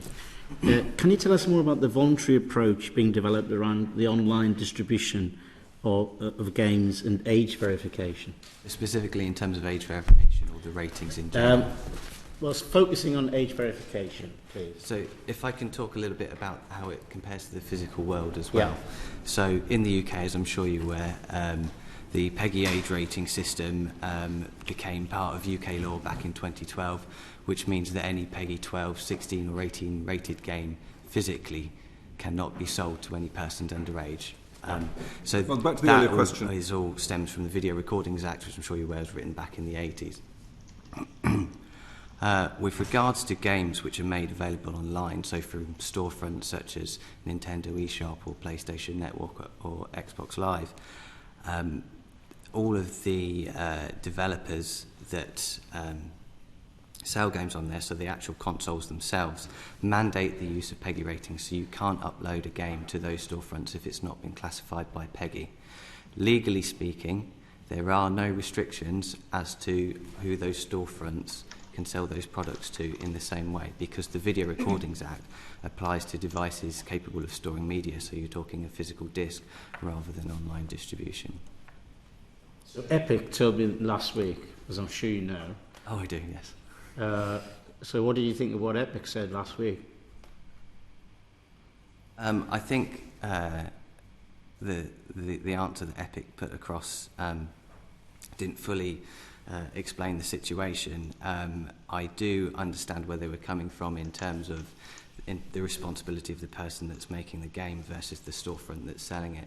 So if you juxtapose... They were trying to say that it was Sony's responsibility. Exactly, yes. In the same way that when they released their Fortnite disc and put it in HMV, legally it's HMV's responsibility not to sell that to somebody underage. In the case of online, it would be Sony, which are effectively the digital. Well, back to the earlier question, game designers, so they are the ones that who's are selling for games. So that's platform not. in that case. Don't employ a chef in if my Fortnite house. is being made available directly from a website, then that would be Fortnite's responsibility to determine who that product Do we is need going to to change the law to educate or improve the behaviour of Epic?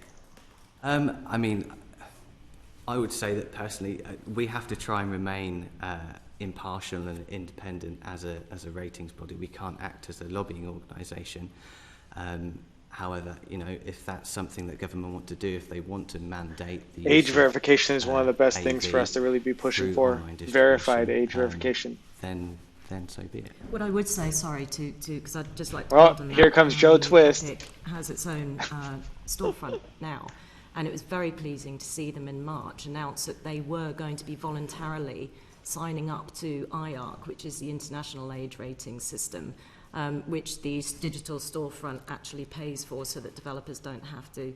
That's an extremely important self-regulatory and voluntary move, which also forces others to do the same. Well, it was very disturbing, the answer that I was given last week on this issue. It seemed to be disregarding age responsibility by the company for age verification. There's a difference between age ratings and age verification, so maybe that was where there was a slight confusion. There was no confusion. I was here, you were here, we heard the answer, it's on the record. So I'm actually confused as to whether you're asking about age verification I was asking Mr. Rice a question. Sorry. Which I will continue to do. Thank you. Yeah, get him, Ian. Get him. Can I just say that incidentally, I went to see some games developer students in my constituency at Glendale University the week before last to talk to them about careers in the games industry. And I had a really positive, sensible discussion, and they were very receptive on issues like how do we deal with possible addiction, which contrasts with some of the senior representatives of the industry that I've spoken to. And I think a lot of young people find this issue, they are aware of the concerns, and they want us to try to work with the industry to address these issues. And that's not the message I'm getting from senior representatives of the industry. So I just wanted to get that off my chest. Thank you, Mr. Chairman. I feel better now. Because, and I haven't got an in for the games industry. I want their students to develop positive careers, and they want to do that as well. But they also think they have a responsibility, and I think that's what we need to say. So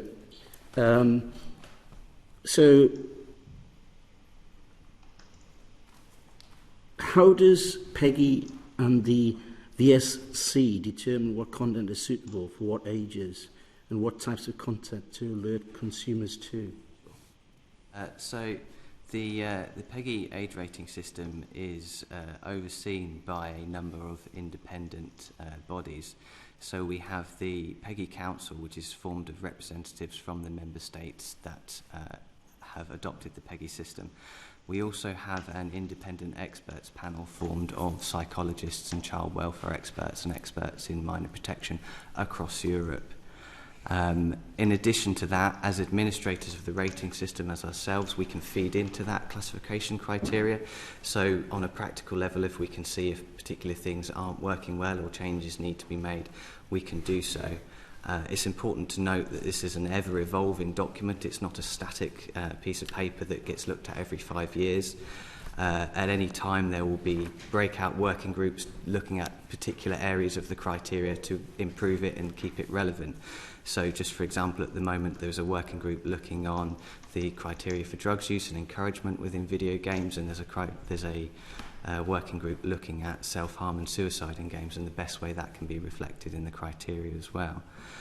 In addition to that, PEGI is very receptive to consumer inquiries and consumer complaints. So if, for example, there was a complaints case and it was determined that the criteria needs to be changed after that, then the complaints board and the experts group would get together and see how best to address that in the classification criteria. Have you thought about voice or text chat features in games and whether they should be covered by ratings? So with text chat and voice chat, this type of functionality is now apparent at the console level. So if we were to say that a particular game has chat in it or a particular game didn't have chat in it, more importantly, so we're effectively telling parents this is completely safe, nobody's going to chat to your child in this game because we haven't labelled it as such. They can then do that at the console level, so effectively not helping them. Through IARC, however, which is, I'm not sure how much you know about IARC in general, but it's how much? It's basically a collaboration of rating authorities worldwide to make a single system for publishers to get a rating from. We don't just deal with games in IARC, we deal with a plethora of different types of apps. So because you can have chat functionality specific to the type of product that you're dealing with. We do notify consumers if there is user interaction with a content label with products classified through IARC. Mr. King, can I ask you a question? You've been even more patient. So, as far as obviously we're talking about game age and content ratings. So you run grassroots esport competitions. How do you approach the issue of age verification in the context of what you do? So we have national tournaments using schools and FE colleges, and so the verification is done by the schools. Yeah. So what we have is three games that we currently use. So Overwatch, which is age rated 12, Rocket League, which is age rated 3, and League of Legends, which is age rated 12. And we set up our own, we use Discord, I don't know if you know what Discord is for chat, which is a closed user group, so no one externally can contact. And we set up in the gaming lobby the matches on a weekly basis, school versus school or college versus college. The teachers set it up, no one else externally can contact those schools. And it's done in a very safe environment. So the age-appropriate games that Peggy select are chosen by us as an association, and then we have a national tournament which is online, and then we have a live finals, which the last one was in April at Insomnia 64, which is fantastic to create national champions. How many schools take part in that? So we just finished season 2. We've got 100 schools. So we engaged with about 200,000 pupils in those schools. We had 600 active players in those teams. Right. So you don't really interact with parents. It's via the teachers. Yeah. So we did 2 years ago a pilot before we started this, and we did 20 schools, ranging from mainstream schools, secondary schools, and alternative provision schools, and we had incredible feedback from the parents on that about these children taking part. We did it as an after-school club, like a chess club, and during that time we did a lot of research and we did surveys as well to understand about did they understand what the children were doing. And I work in esports, I don't work in video games. So as you know, esports is always human versus human, and it's the competition element that's the key for us. You're trying to beat another school, you're trying to compete against another human or humans.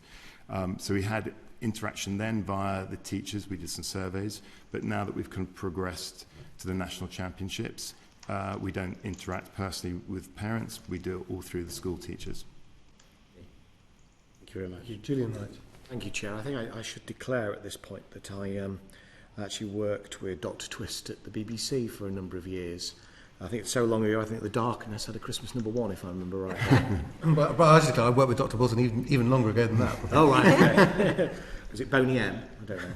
Anyway, just Dr. Twist, I'm going to turn to you first. Do you agree with Electronic Arts' assessment that loot boxes are, in their words, just surprise mechanics with no ethical implication?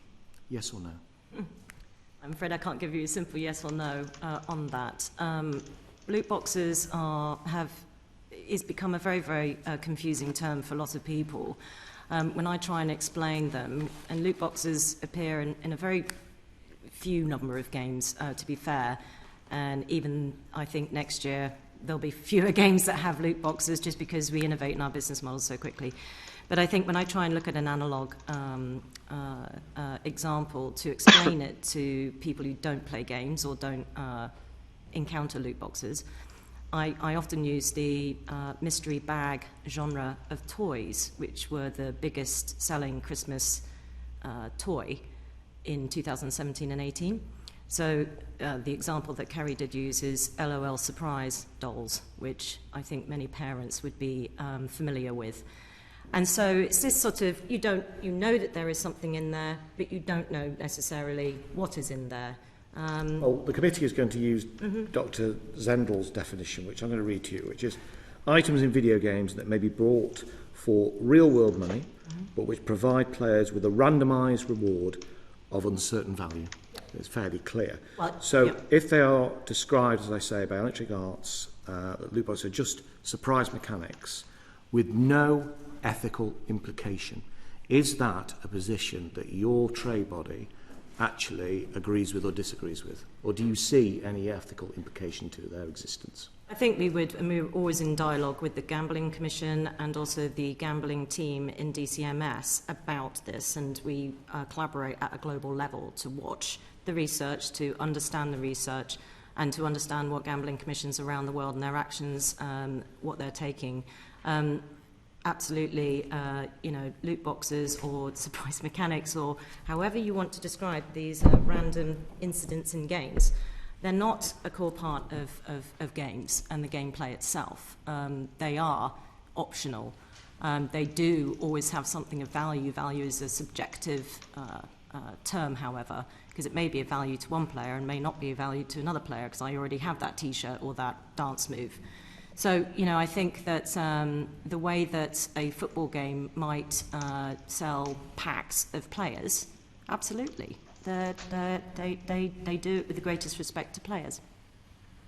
Sorry, so I think just rowing back there, right at the start of that, you sort of suggested effectively, because you're having this dialogue, that you do think there are ethical implications. No, I think that it's quite right. I think it's quite right that gambling commissions look at this mechanic and understand the research.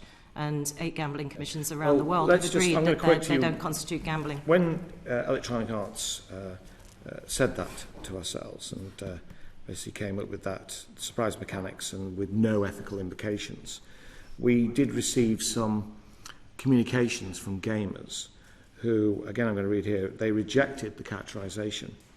And one game actually wrote to us to saying that EA's testimony was, and I quote directly, a barefaced lie. Are you out of step with gamers on this issue? You sort of, you're skating around the idea that this really has any, actually you just said that it didn't have any ethical implications. Gamers that contacted us say that it does, very clearly. So are you out of step with gamers? First of all, I don't use the word gamers. I think it carries with it a lot of baggage. And I think... Customer then? Well, we don't use customers either. What do you use? I think we know what Julian's referring to. Yeah, let's get on to that. Thank you. Yes. So players can be very vocal, and that's why we're a very responsive industry. And you saw the responsiveness of certain companies when loot boxes suddenly became a Daily Mail headline. Again, they are optional. Again, you can turn them off. Again, you can limit online spending within games. You can set controls. You can stop people using this mechanic. It's optional. It's not a core part of games. And so that would be my view. Okay, well, Dr. Zendel doesn't agree.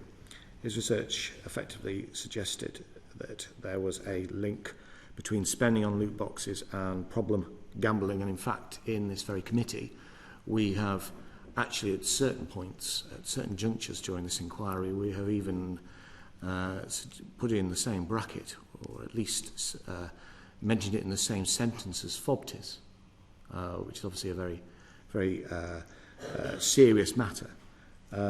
So if that's the case, if that's what Dr. Zendel's research suggests, what do you conclude in terms of the aspect of profiting from people with a gambling problem?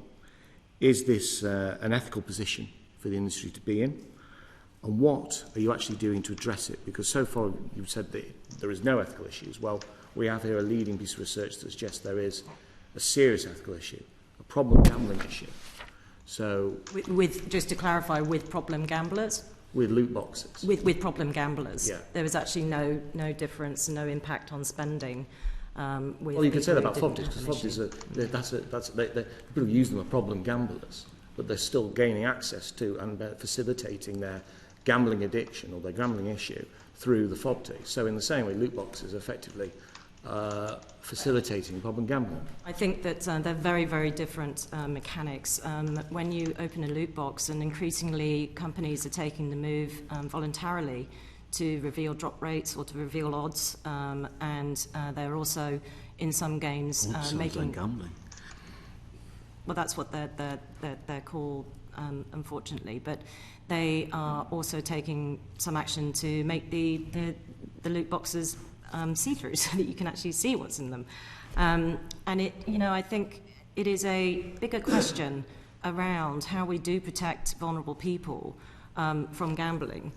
We do not condone gambling in games in terms of that kind of...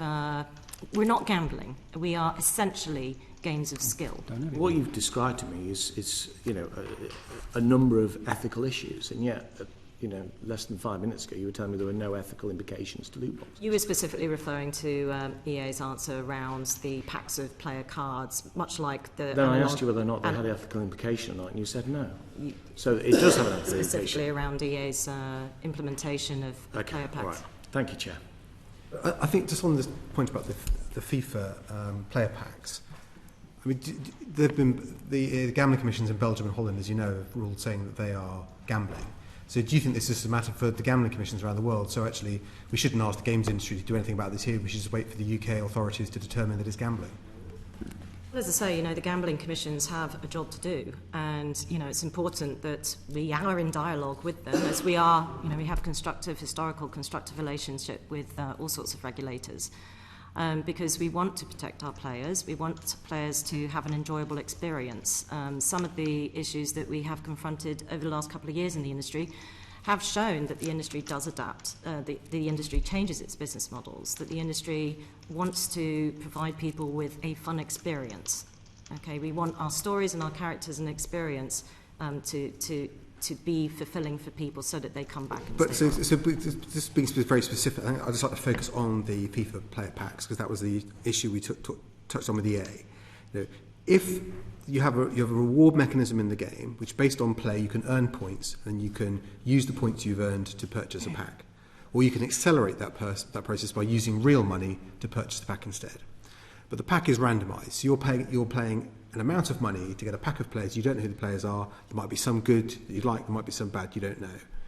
And then it encourages you to keep on playing in order to keep on making more purchases to get more better players. The better the players you have, the better your team performs. Okay, so there is a direct investment people are playing in the hope of improving their performance in the game, but it's randomised. Now, that is, if all they wanted to do was say, if you want to buy players, there's a mechanism in the game where you can buy players, and the different players have got a price attached. You could do that. But you probably make less money doing that, because people would just buy the players they want and they wouldn't bother with the rest of them. And I think this is a very different sort of way. It's not just like using a loot box as to buy a different skin or to dress up your gameplay. It's actually a loot box which is designed to try and give you an incentive to spend money to improve the performance of your team in the game. And that is, I think, very different. And I think what I think is interesting again is that it seems like the industry doesn't wish to define this as gambling at all, even though it clearly is a form of gambling. And it's just going to sit back and wait for others to define it for it. Can I just add in something there? So again, I will send this information on to the committee. So again, the 150 games we looked at last year, these were developed only by UK-owned and controlled companies, and we couldn't find any loot boxes in those games of those 150 UK-developed companies.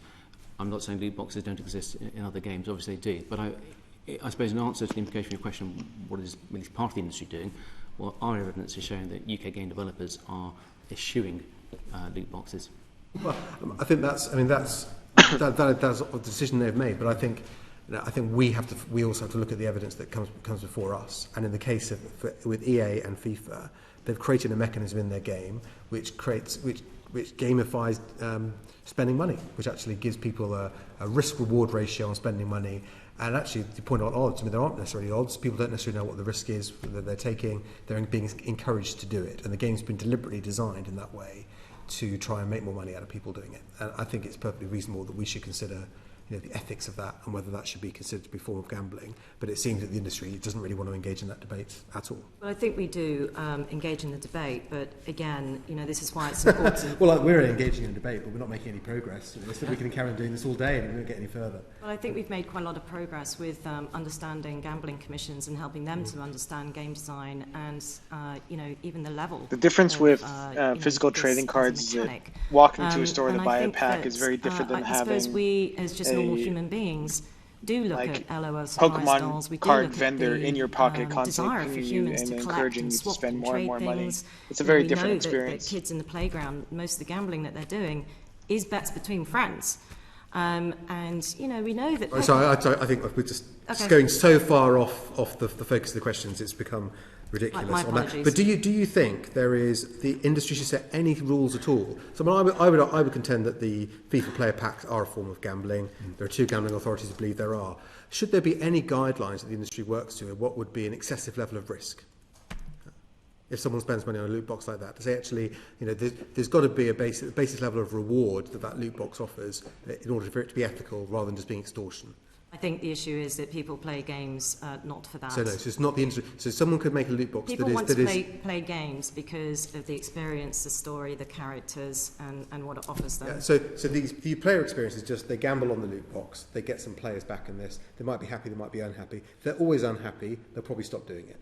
So the game has got a design in that, but there doesn't seem to be any sense that the industry should, or some authority should have some basis of assessing these games, the way loot boxes are used, and saying, well, actually, we think based on what we can see behind the scene, that is exploitative, and the level of risk is too great, and you should notify people of what that level of risk is, or you should make it fairer. You don't think that's something the industry should take a view on and have guidance for people who wish to develop loot boxes within games?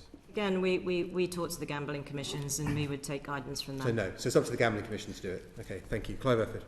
Yeah, I just really one observation is that it seems to me that the industry is prepared to pray gambling commissions in aid when they make favourable decisions to the industry, but when the World Health Organization comes up with a definition that it doesn't like, it chooses not to accept it. And I mean, I don't know where the future lies with an attitude or approach like that. But can I just ask you about this issue about trading in game items and monetising them, and the lengths the industry has had to go to prevent people from really corrupting. I think loot boxes targeted towards kids EA should be the first things we really look at. Do you think that that's given the FBI has had to get involved in investigations about this, and that the industry has had to try and investigate these people who are doing this stuff, that the games industry should find other ways of rewarding its players rather than introducing this sort of form of monetisation? Well, I suppose you speak on behalf of Yuki. I mean, I think the reward is already there. We see the evidence of why people come to play games. It's not for loot boxes. It's not for some randomized mechanic. It's for a highly, highly skilled, well-designed experience that they can do with friends or they can do on their own. They can explore the world around them. They can understand themselves a bit better. They can tackle difficult issues that they're facing in their lives. That's the motivation for people to come and play games. But it seems to me that there's a great deal of money that seems to be being siphoned off the game, if you look at the games industry, if you like, into this area where benefits in the games can be monetised and sold back to people, which is where EA was saying that they were working very hard to stop it. Wouldn't one of the ways to stop that be, when we go back to perhaps these the players groups that from the FIFA game, that if you reach certain levels in the game, or if you achieve certain things, that then you can access those things rather than have to purchase. This one lady looks like she's sleeping. That exists in all kinds of games as well. I think it's really important that we understand the changing nature of monetization and business models within games. Last year across Europe, 43% of revenue from games were in it's Europe about gaming addiction, problematic gaming, harmful things general, within games, which may include, buying an extra level or buying a particular hat for your character. But if there is a level of criminal activity that was of the sort that was described to us last week, and you were present, so you know what was said, shouldn't the games industry be doing more to deal with that? I think the games industry does a lot to deal with that, and to deal with cybercrime more generally, and IP infringement and intellectual property theft. I mean, it's all fine. The I think it's a constant challenge, and I think I think people always find ways to circumvent technologies, and that is a constant challenge. We found that in the IP infringement actions that we took, and we signed up to the follow the money approach around that. I mean, we really support the decision by the Danish Gambling Authority to go after infringing IP. We've also worked with the National Crime Agency, and we've reached around 19,000 children through workshops around the dangers of going to these websites and why you shouldn't. And, you may actually get your identity stolen. So we've also been teaching the teachers how to speak with parents, how to equip them, and how to teach what to teach their kids. And this year we hope to reach over 25,000 children with those lessons in conjunction with the To teach NCA. them about the dangers that are created or agreement from games publishers or developers. Yes, but there's one wouldn't exist without the other, would it? That's the point. And so there must be more. Given the technology involved here, there must be more, or there must be ways in which the games industry could construct its games that could close down a lot of that activity. And it seems to me that that's one of them, where if you don't monetize and you allow players to gain rewards within a game by the level of success within that game without having to pay cash for it, in an element of gambling, which is what the chair has described, then you could cut down on a great deal of this. I'm sorry, I'm slightly confused as to the question there. Okay, but if it's more of a statement actually, but there are ways that gamers, or you don't like the term gamers, but gamers could be rewarded by earning those rewards within a game than having to pay for them, and it's that element of having to pay for them. And that does happen a great deal. Yes, but that games. element of having to pay for them, as happens in this FIFA game, is opening up this whole industry of illicit transactions. And surely the industry must consider the way it constructs those games in order to shut down this illicit trade, surely. I think games companies I think first we and just have to agree to disagree Okay. on that. But can I just move on to this issue of the diversity within the industry? The latest statistics we have date from 2015, which showed that there is 19% of the workforce in the industry is female and 4% comes from the BAME communities. So are there any more up-to-date figures? We're actually launching a industry-wide census, which we hope to become perhaps every 2 years. We have been impatient for this kind of information. The information that last census I will be right back. just wasn't a big enough or representative sample size and nature and types of different companies across the country in order to be drilling down properly into the figures. So, for example, to understand all sorts of diversity, including neurodiversity, which is a very, very big topic of conversation in the games industry. So we are also launching an industry. We're working with partners in the industry to launch a diversity and inclusion pledge. There is also a number, just over the last 12 months, a number of diversity initiatives that have launched, including POC and Play. We, of course, have BAME in Games. They're meeting in our office right now as we speak. And Women in Games. We have a limit break mentoring scheme that's launched. We have a number of new initiatives. I'm also the chair of BAFTA Games, and we've been looking at the BFI diversity standards, for instance, in order to understand how we can encourage more diverse representation within games, within the BAFTA Awards, and also we are fully, as an industry, committed to making sure we're going to be relaunching our Video Games Ambassadors Speakers Network, so that we can put as many diverse different faces in front of young people in particular to show them that there are people like you who have fulfilling careers and make wonderful creative products, and you could be too. There are no more up-to-date figures than 2015. As I said, we're working with an academic institute to do that survey, launch that survey this summer. So the chair of the BAME in Games told us that his organisation is run entirely on a voluntary basis, and it needs help to put more into the industry and to create a secure financial footing for the organisation. So is that something that the industry should be doing? I think the industry itself doesn't receive very much in regards to public financial support. For instance, Screen Skills doesn't necessarily receive the settlement that it would like in order to tackle skills in the games industry. So it really focuses on more sort of VFX, TV and film. We would like to see that situation change, because I also, speaking as a woman in the games industry, I would argue that diversity is not a separate issue. It should be absolutely ingrained in the everyday practice of every company operating in this country. And I agree that there needs to be more support. We're fundraising at the moment to try and offer that support. We know that companies themselves are very generous with offering, for example, travel bursaries so that people can attend meetups around some of the diversity collectives and groups that exist.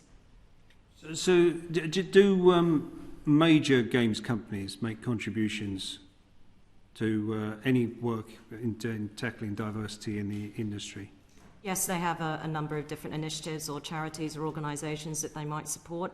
And I think, we do a pretty good job. We're also going to be putting together a report which does sort of outline, I think, for our colleagues in Parliament and in government, in order to understand just how many initiatives and charities, for instance, working with people on inclusion in particular, there are in the industry.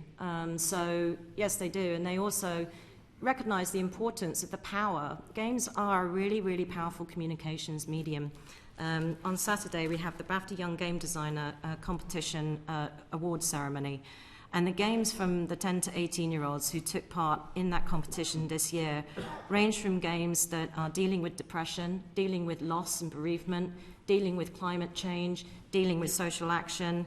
And we think that this is incredibly important for diversity of not just our games, but diversity of our industry. We absolutely know that difference and diversity is the absolute engine and foundation of our creativity and innovation. Right. So, are you? I'm trying to pick your answer. So, are you saying there's too much diversity in the representative bodies within the industry, in the sense that it's all spread too much? I mean, are BAME in games seen as the vehicle, or are you saying that there are too many different initiatives that it's very difficult to see what's going on? No, I don't think I'm saying that at all. I'm saying that it'd be great if we had more financial support for these initiatives. We've been very kind of resilient industry in terms of recognising this as ourselves. We know that this is our creative future in order increasing diversity. We know that that's an absolute imperative. Sorry, carry on. Yeah. So I suppose I'm not saying there's too many. You can never have too many. I don't think they're spread too thin. I think people need support in order to. Right. And we do have a very generous industry, sponsored events, support to do proper research, longitudinal research at the scale of which Project Diamond achieves, for instance, would be wonderful. Unfortunately, the industry does end up paying a lot for themselves, which is quite right.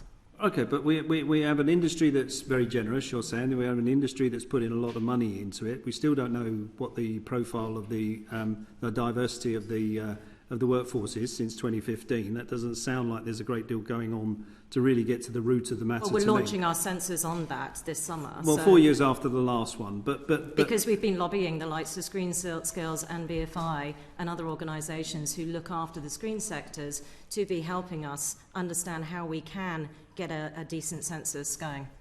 I was going to come to that because I was going to ask you what efforts there are that there have been to learn from best practice in other industries. For example, in the Broadcasting and Creative Diversity Network, and they operate a tool for all major broadcasters to report on work diversity. So what could the games industry do to learn from that? So we regularly, I sit in the Creative Industries Council. We will be signing up to a diversity pledge there. We sit on many groups across the screen sector, creative industries, as well as the tech industry, to understand what is best practice and how we can increase diversity. We have many of our members, like Autistica, who's a research charity for neurodiversity. We believe that diversity obviously stretches far beyond gender and ethnicity. All right, diversity is a little bit boring. If anyone has any questions, I'll do some Q&A quick while we are waiting for this diversity stuff to kind of move on. It's a bit boring. To observe, and this is unlike a lot of other industries, I would say. We're reaching the age of ourselves. Some of us have grandchildren even, and some of us are still alive. And the people who created this industry. So it's been interesting because, again, I think by our very nature, we're adaptive. And as our life stages change, we want to make sure that we're providing the best supportive workplaces, the most inclusive and welcoming industry to work in. So we absolutely learn from best practice. And can you say what's being done in terms of output and what's being done to promote inclusive portrayals of the diverse groups within the content that the industry produces? Again, we recognise our responsibility as a really important communications medium, that expresses stories and characters in compelling ways. And I think even in the last kind of 5 years, there's been some really major blockbuster games that have featured very, very strong female and diverse, in general, characters. It's only improving, is what I can say. And it's, speaking as a woman in the games industry, I am glad to be able to play a strong person of colour or a diverse character in a way that is actually meaningful and that I actually have a story and a personality. So I think the industry is making great strides. I think, sorry, just chip in there. I think there is some more interesting data now showing that more game developers, more games publishers are allowing players to choose the gender of their character, for example. So I think there was some evidence produced quite recently at the E3 trade show showing that a lot of games are allowing players to choose the gender of their character. I also must come back to you on the point of data. So we have carried out research on the issue of diversity in the sector. In terms of nationality, it's perhaps it's in very, very broad terms. Our data showing that 75% of the workforce in the UK is indigenous UK employees, 20% is from the European Union, not including the UK, and 5% from the rest of the world. In terms of the female and male breakdown, it's not as positive as the figure you were referring to a few minutes ago. We believe the most recent data that we have, which was from 2018, shows that about 12% of the workforce, 12% of game developers are female, 88% male. Thank you for that. Can I just turn to Chester King? Not getting many questions, so I'll come to you. So diversity in esports, what's being done to ensure that there is diversity in the participants in esports? Yes, so what we've decided in the UK, so we've had, a month ago, we had a big major tournament here up in Birmingham, Dota tournament, and there wasn't a single British player in the team, which is disappointing for us as an organisation. So what we've decided to encourage children of every sex to start playing. So we start at age of 12 and we encourage teams to be mixed, we encourage the best players to play. So for us, from a diversity point of view, there isn't a barrier of entry at all, but what we're trying to kind of start at ground zero is the fact that boys and girls should be playing together from day one. So what do you think is needed then in the pipeline to encourage talent amongst the diverse communities? We need heroes. So at the moment we don't have any British global champions at all that have ever won anything over $1 million. We don't have any British players that are significant, unfortunately. So I think, like Andy Murray, I'm sure we're going to have a lot of Scottish boys wanting to play tennis. We don't at the moment have the British talent. So what does the industry do to develop that talent? Is there a system for identifying potential gamers, or sorry, I'm using the wrong term there, but is there a method of identifying players and nurturing their talent without driving them insane and hours of playing these games? Yeah, yes, there is, and we're starting that, and Yuki have got a great schools tournament as well. And our process, if you look at British cycling, we had Chris Boardman who won the gold medal, and then they set up a brilliant strategy. I'm involved in sport and esports, so I've tracked that whole journey that they've done. We work very closely with Sport England as well. And there are, the whole thing about esports is it's competitive people. A lot of people actually might have been injured playing traditional sport and then get into games, and some of the pro gamers there. So on the pathway, what we're doing is creating national champions at school level and college level. There's a university league called the Newell. It's been going for 7 years. Over 105 universities play every Wednesday. You can get a scholarship in esports at university level. You can obviously study at university level esports, and then you can carry on in a career in esports, but not only as a pro player, but also around that in shoutcasting, in production. Britain does lead, is fantastic at developing or creating great shoutcasters and production people, but where we're poor is the actual talented players. UK, at least you got the shoutcasters going. Yeah. Is esports a sport? And in different countries, an argument about that. And the thing we weren't allowed to talk about is, will it be in the Olympics? So personally, it's not me for a long time. If I could ask on that, Chester King, when we took evidence earlier in the inquiry about esports, I think one of the questions we had about talent development was how many hours a day do you have to play to be someone that could compete at the elite level. There was evidence we'd suggested saying in South Korea, young players will play 10 hours a day training so they can compete at the top level. What's your understanding of what it takes to be a top player? Yeah, so I think what's been interesting is Korea. They're KESPA, the Korean Esports Association, was set up in 1997. They made esports the most important thing to do culturally, and I think there's been a bit of rowback. There used to be things called gaming houses where the teams would live and play together, and they were getting burnouts. So there's been a more sensible approach in the UK where pro players kind of advocate going to the gym, getting fit as part of their daily routine. They eat well, there's nutrition. So there's obviously a high element of training. It's probably around 6 hours a day, but it's split up. But what's interesting is every game has a patch update every kind of couple of weeks. So as part of your gaming, you're learning the nuances or the impact on that patch update. So you've got analysts, you've got coaches. It's very professionally done. So again, they're not going to want to have burnout of their players because these players are potentially earning a lot of money for them. One of the concerns that was put to us was that burnout is sort of priced in and you just have a reasonably rapid turnover. I mean, what do you think is the reasonable life expectancy of a top player, someone who competes at the sort of world championship level? So on our board, there's a gentleman called Odie who created a team called Team Dignitas, which was one of Britain's greatest esports. Slightly fortunate name. Yeah, it was, and there's revenue before people can earn a income or earn a salary going forward. So what's happening now that there's more money going into esports, people's careers are longer. So it's too early to tell if there's a natural burnout straight away because certain games have a different skill set. It's not all about reaction time. So I'd probably say in a few years' time you could answer that. Do you think one of the questions we asked earlier was whether there are common standards of like duty of care teams should have to their players, and it didn't appear that there are any common standards. Do you think there should be? And I don't know who you asked that of, but I think in esports, there's some great publishers like Riot and Activision Blizzard and Sarnex who actually do have very clear code of conduct. So some charities like Aniki, we have code of conduct at a school level. So I think for the professional teams.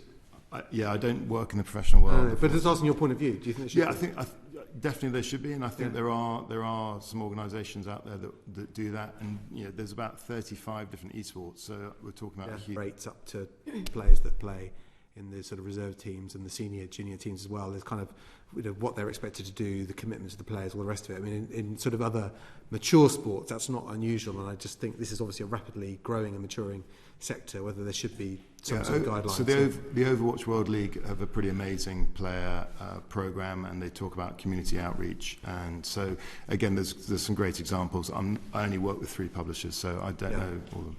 Okay, thank you. Just a sort of final question, I want to sort of follow up on the diversity point, and just to ask Joe Twist and Richard Wilson. Peace out, Paul. Joe, thanks for being here. The Diamond project, the Creative Diversity Network in television. I mean, that's not funded by public bodies, it's funded by the industry. And I think the video games industry globally is as big as film and television. And do you not think the bigger companies should be putting more money into funding this research? I think, obviously I spent time at the BBC and Channel 4, and I think it's a wonderful project. It's not without its own issues. And, I do think that, we are going out to our members and asking for contributions to really, because we're fed up waiting for it. But we won't be able to get to the level of Project Diamond immediately. But I think that, again, and I'm sure Richard will confirm this, again, it's important that, yes, we are a global industry. We attract a lot of eyeballs. We're very, very successful and very responsible. But in this country, and this is where we care about businesses here and talent here. They are small companies, and they might have a sudden breakout success. A 2-person team making a game which featured a lot of diverse characters called Overcooked, which is a great family game. If you haven't played it, you should play it. Would they be able to contribute? Not so sure.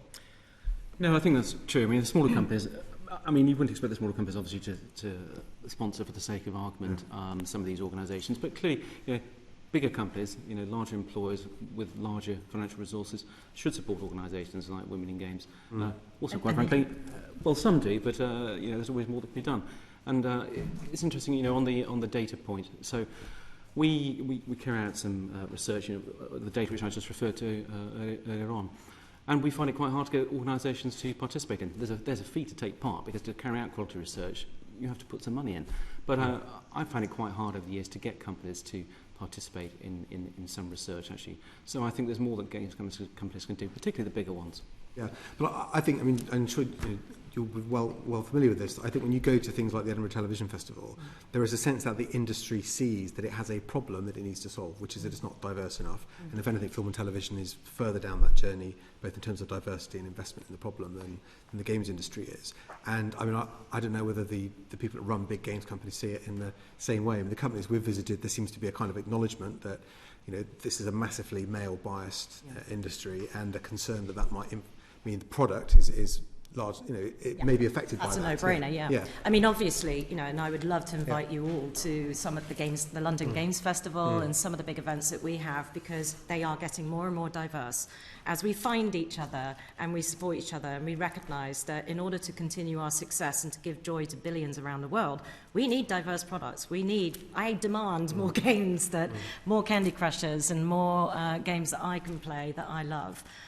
So I think that it's absolutely right. They have recognised this. The problem that we still have is down at school level, computer science and maths and arts and humanities subjects being taken together, and the stereotypes that still persist. And we are working on that really hard as an industry, because they need to change. But, again, the perception issue in society that is driven by how the media does kind of perceive games sometimes can damage that potential.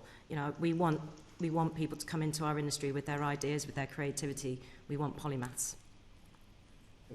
That concludes our questions this afternoon. Thank you very much. Thank you. All right. There we go. Wow. They finished. That was seriously long. I thought it was going to be just maybe an hour, maybe two. Okay, so it's like 11:30 here. I'm in Thailand, so I'm gonna hop off here pretty soon. But I just first want to say thanks everyone for coming. It was a lot of fun. For me, just figuring out how to do this whole live streaming thing is really great.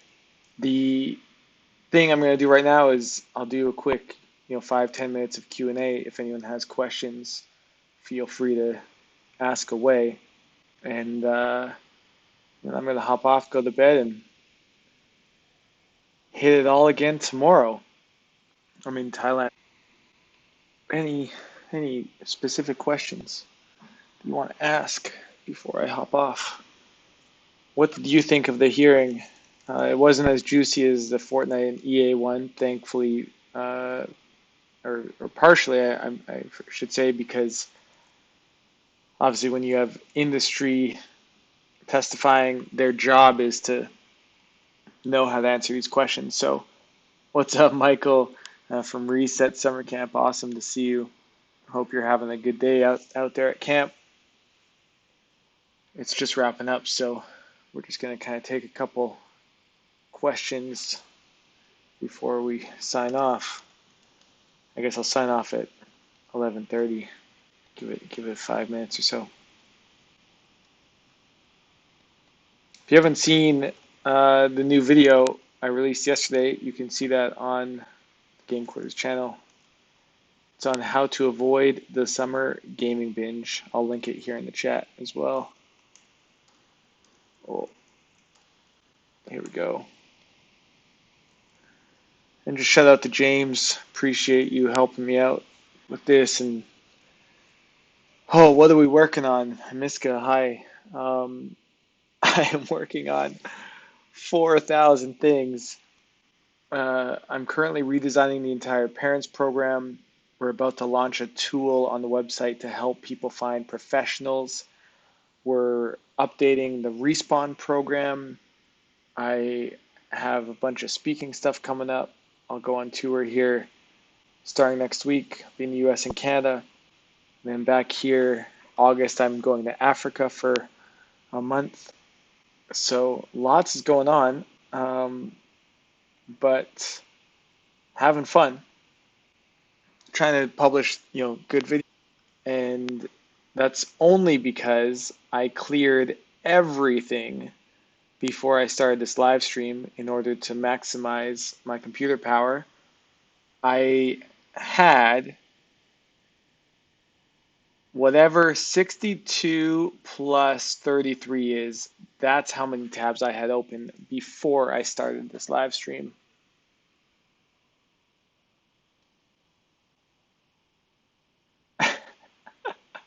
I have a serious problem with open tabs.